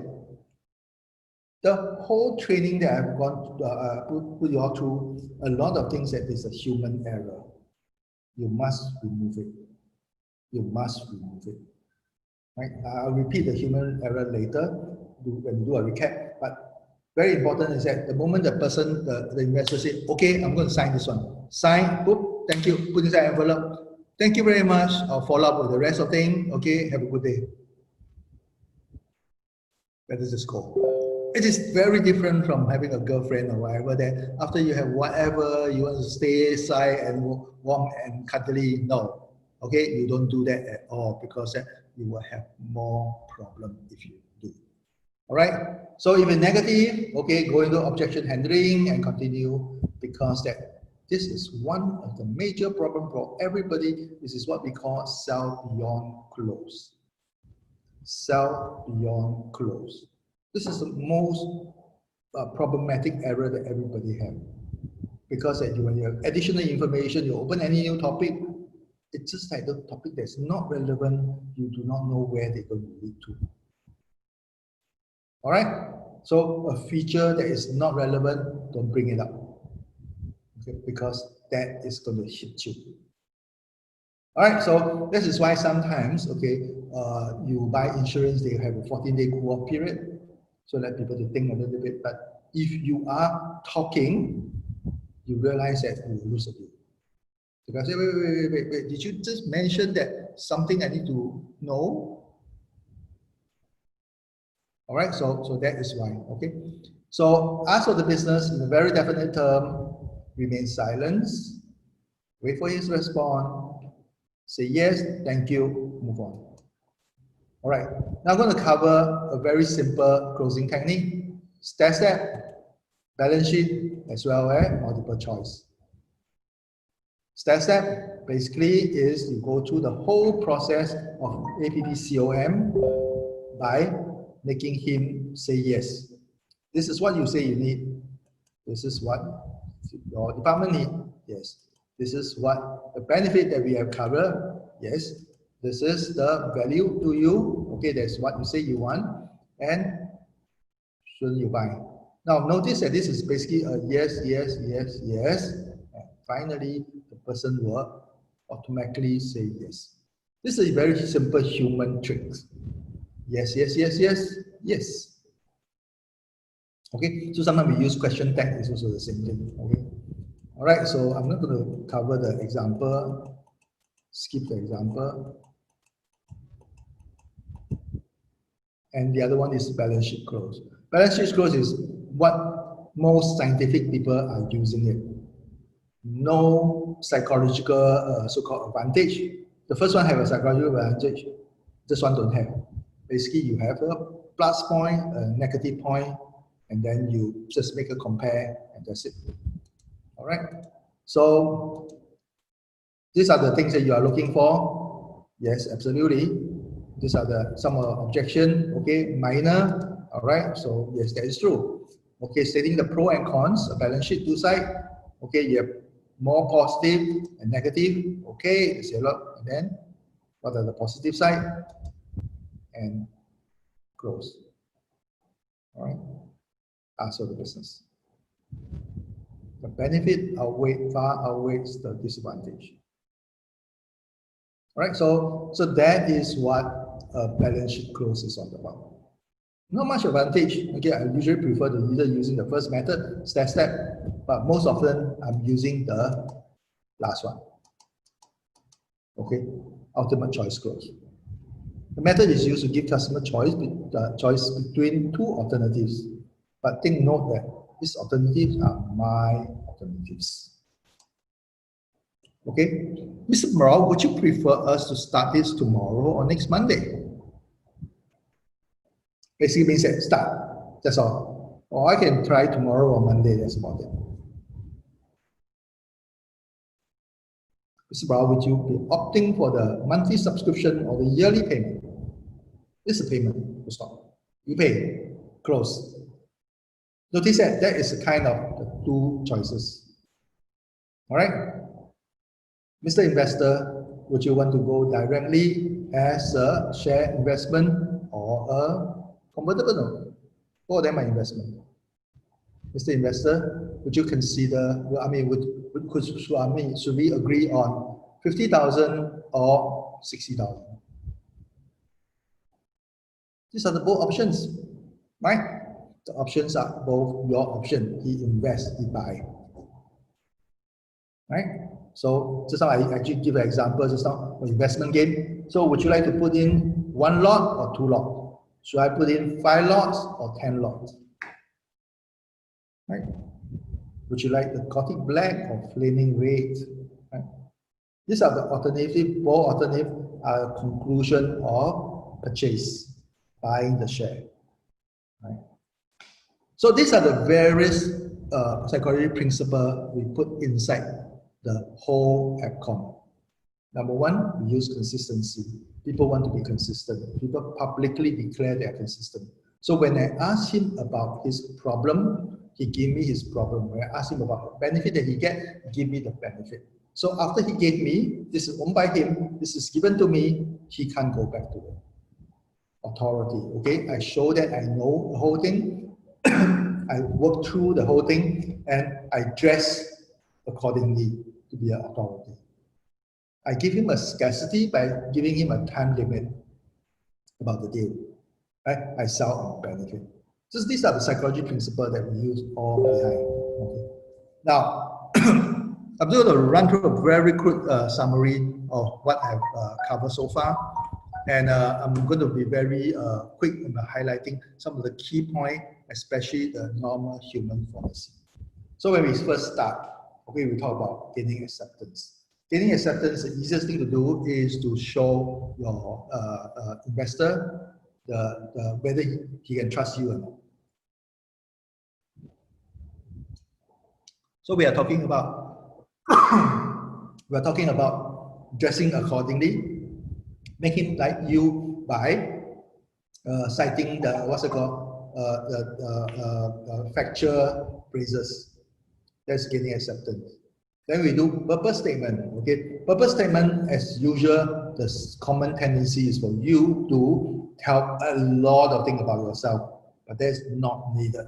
Purpose statement is very short, 3-part sentence: intent, benefit, and action. The reason why I'm here today is to show you my wonderful company. At the end of the meeting, I can show you that how you can benefit. I would like to ask you to do something. Intent, benefit, action. No description of your company, no description of how he will save the world. Very simple: intent, benefit, action. Purpose statement. So he give you the right time, and then you go into probing. Probing basically to uncover financial performance and image need. And that cover the thing is that make money, save time, improve product, survive in the marketplace, the buying motive. 3 needs, 5 buying motive. And they are all together a few communication techniques. 3 types. Restate, okay, confirm, restate, and asking, acknowledge, and bridging. All 3 is all about saying yes to your customer, yes to your investor, so that he feel you are trusted. Once you have done that, okay, you know the method, then it's about 4 types of questions. Fact-finding question allow you to figure out where the things is and eventually drill down to the problem. From the facts, you find the problem. Ask the problem carefully, not to embarrass him. And most importantly, from the problem, you kind of drill it out to make it impactful. Impactful as the thing is big enough, right? Big enough, scary enough that it's justified for him to take action. There is impact, cause and effect. And once you have done all the 3 already, you're ready to ask him the question of benefit. How would it benefit you if I solve this problem, that impactful problem? That is probing. Now, once you have all these things, you go into the next step, which is easy, consulting. C for consulting. Consulting basically means that You take your feature, that's your product, your company, your capability, your superpower, put in the advantage, which is solving the problem, and the benefit that he gave you just now. FAB, feature, advantage, benefit. And present to him. Do not present things that is not relevant, even you are very proud of it, because that may potentially cause some problem. All right, so feature, advantage, benefit, only present the enough that is relevant. Then if there is objection, come back, and the objection method is very simple, very clear. And number one, acknowledge. I hear you. I hear what you say. I hear this is what you're not happy with. Acknowledge. Then clarify. Clarify, it will solve your problem. And after that, you use one other method, okay? The best method to use is feel, felt, found. I understand how you feel. Other people felt the same way. After that, they use it, they found the benefit. Feel, felt, found. Done, handle, do FAB confirmation. Thank you very much. And then now you go to closing. Closing, ask for the business, ask for the contract in a very definite term. Right? How do you ask? Number one, you state what you ask and then keep quiet until he say yes. If you don't say yes, just keep quiet. Right? If you say no, then you go back to do the probing. But most of the time, you say yes. And once you have that done, say thank you and move on, because either chatter will cause problem later. Now, the method of doing closing, there are three methods you want to find.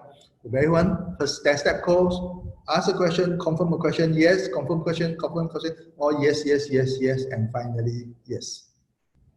Balance sheet close, basically say the good and the bad, they're more good than the bad. Okay, very logical. This is what most of the scientific and technical people like to do. But this is not very emotionally so-called advantageous. The last one is that you give him multiple choice. Both of them are your choice. The choice is that do you want to start on Monday or Tuesday? Do you want to buy 50,000 or you want to buy 60,000? Do you want to buy 2 lot or buy 4 lot? 4 of them are considered close. Right? So once you have done that, okay, APPCOM is one process.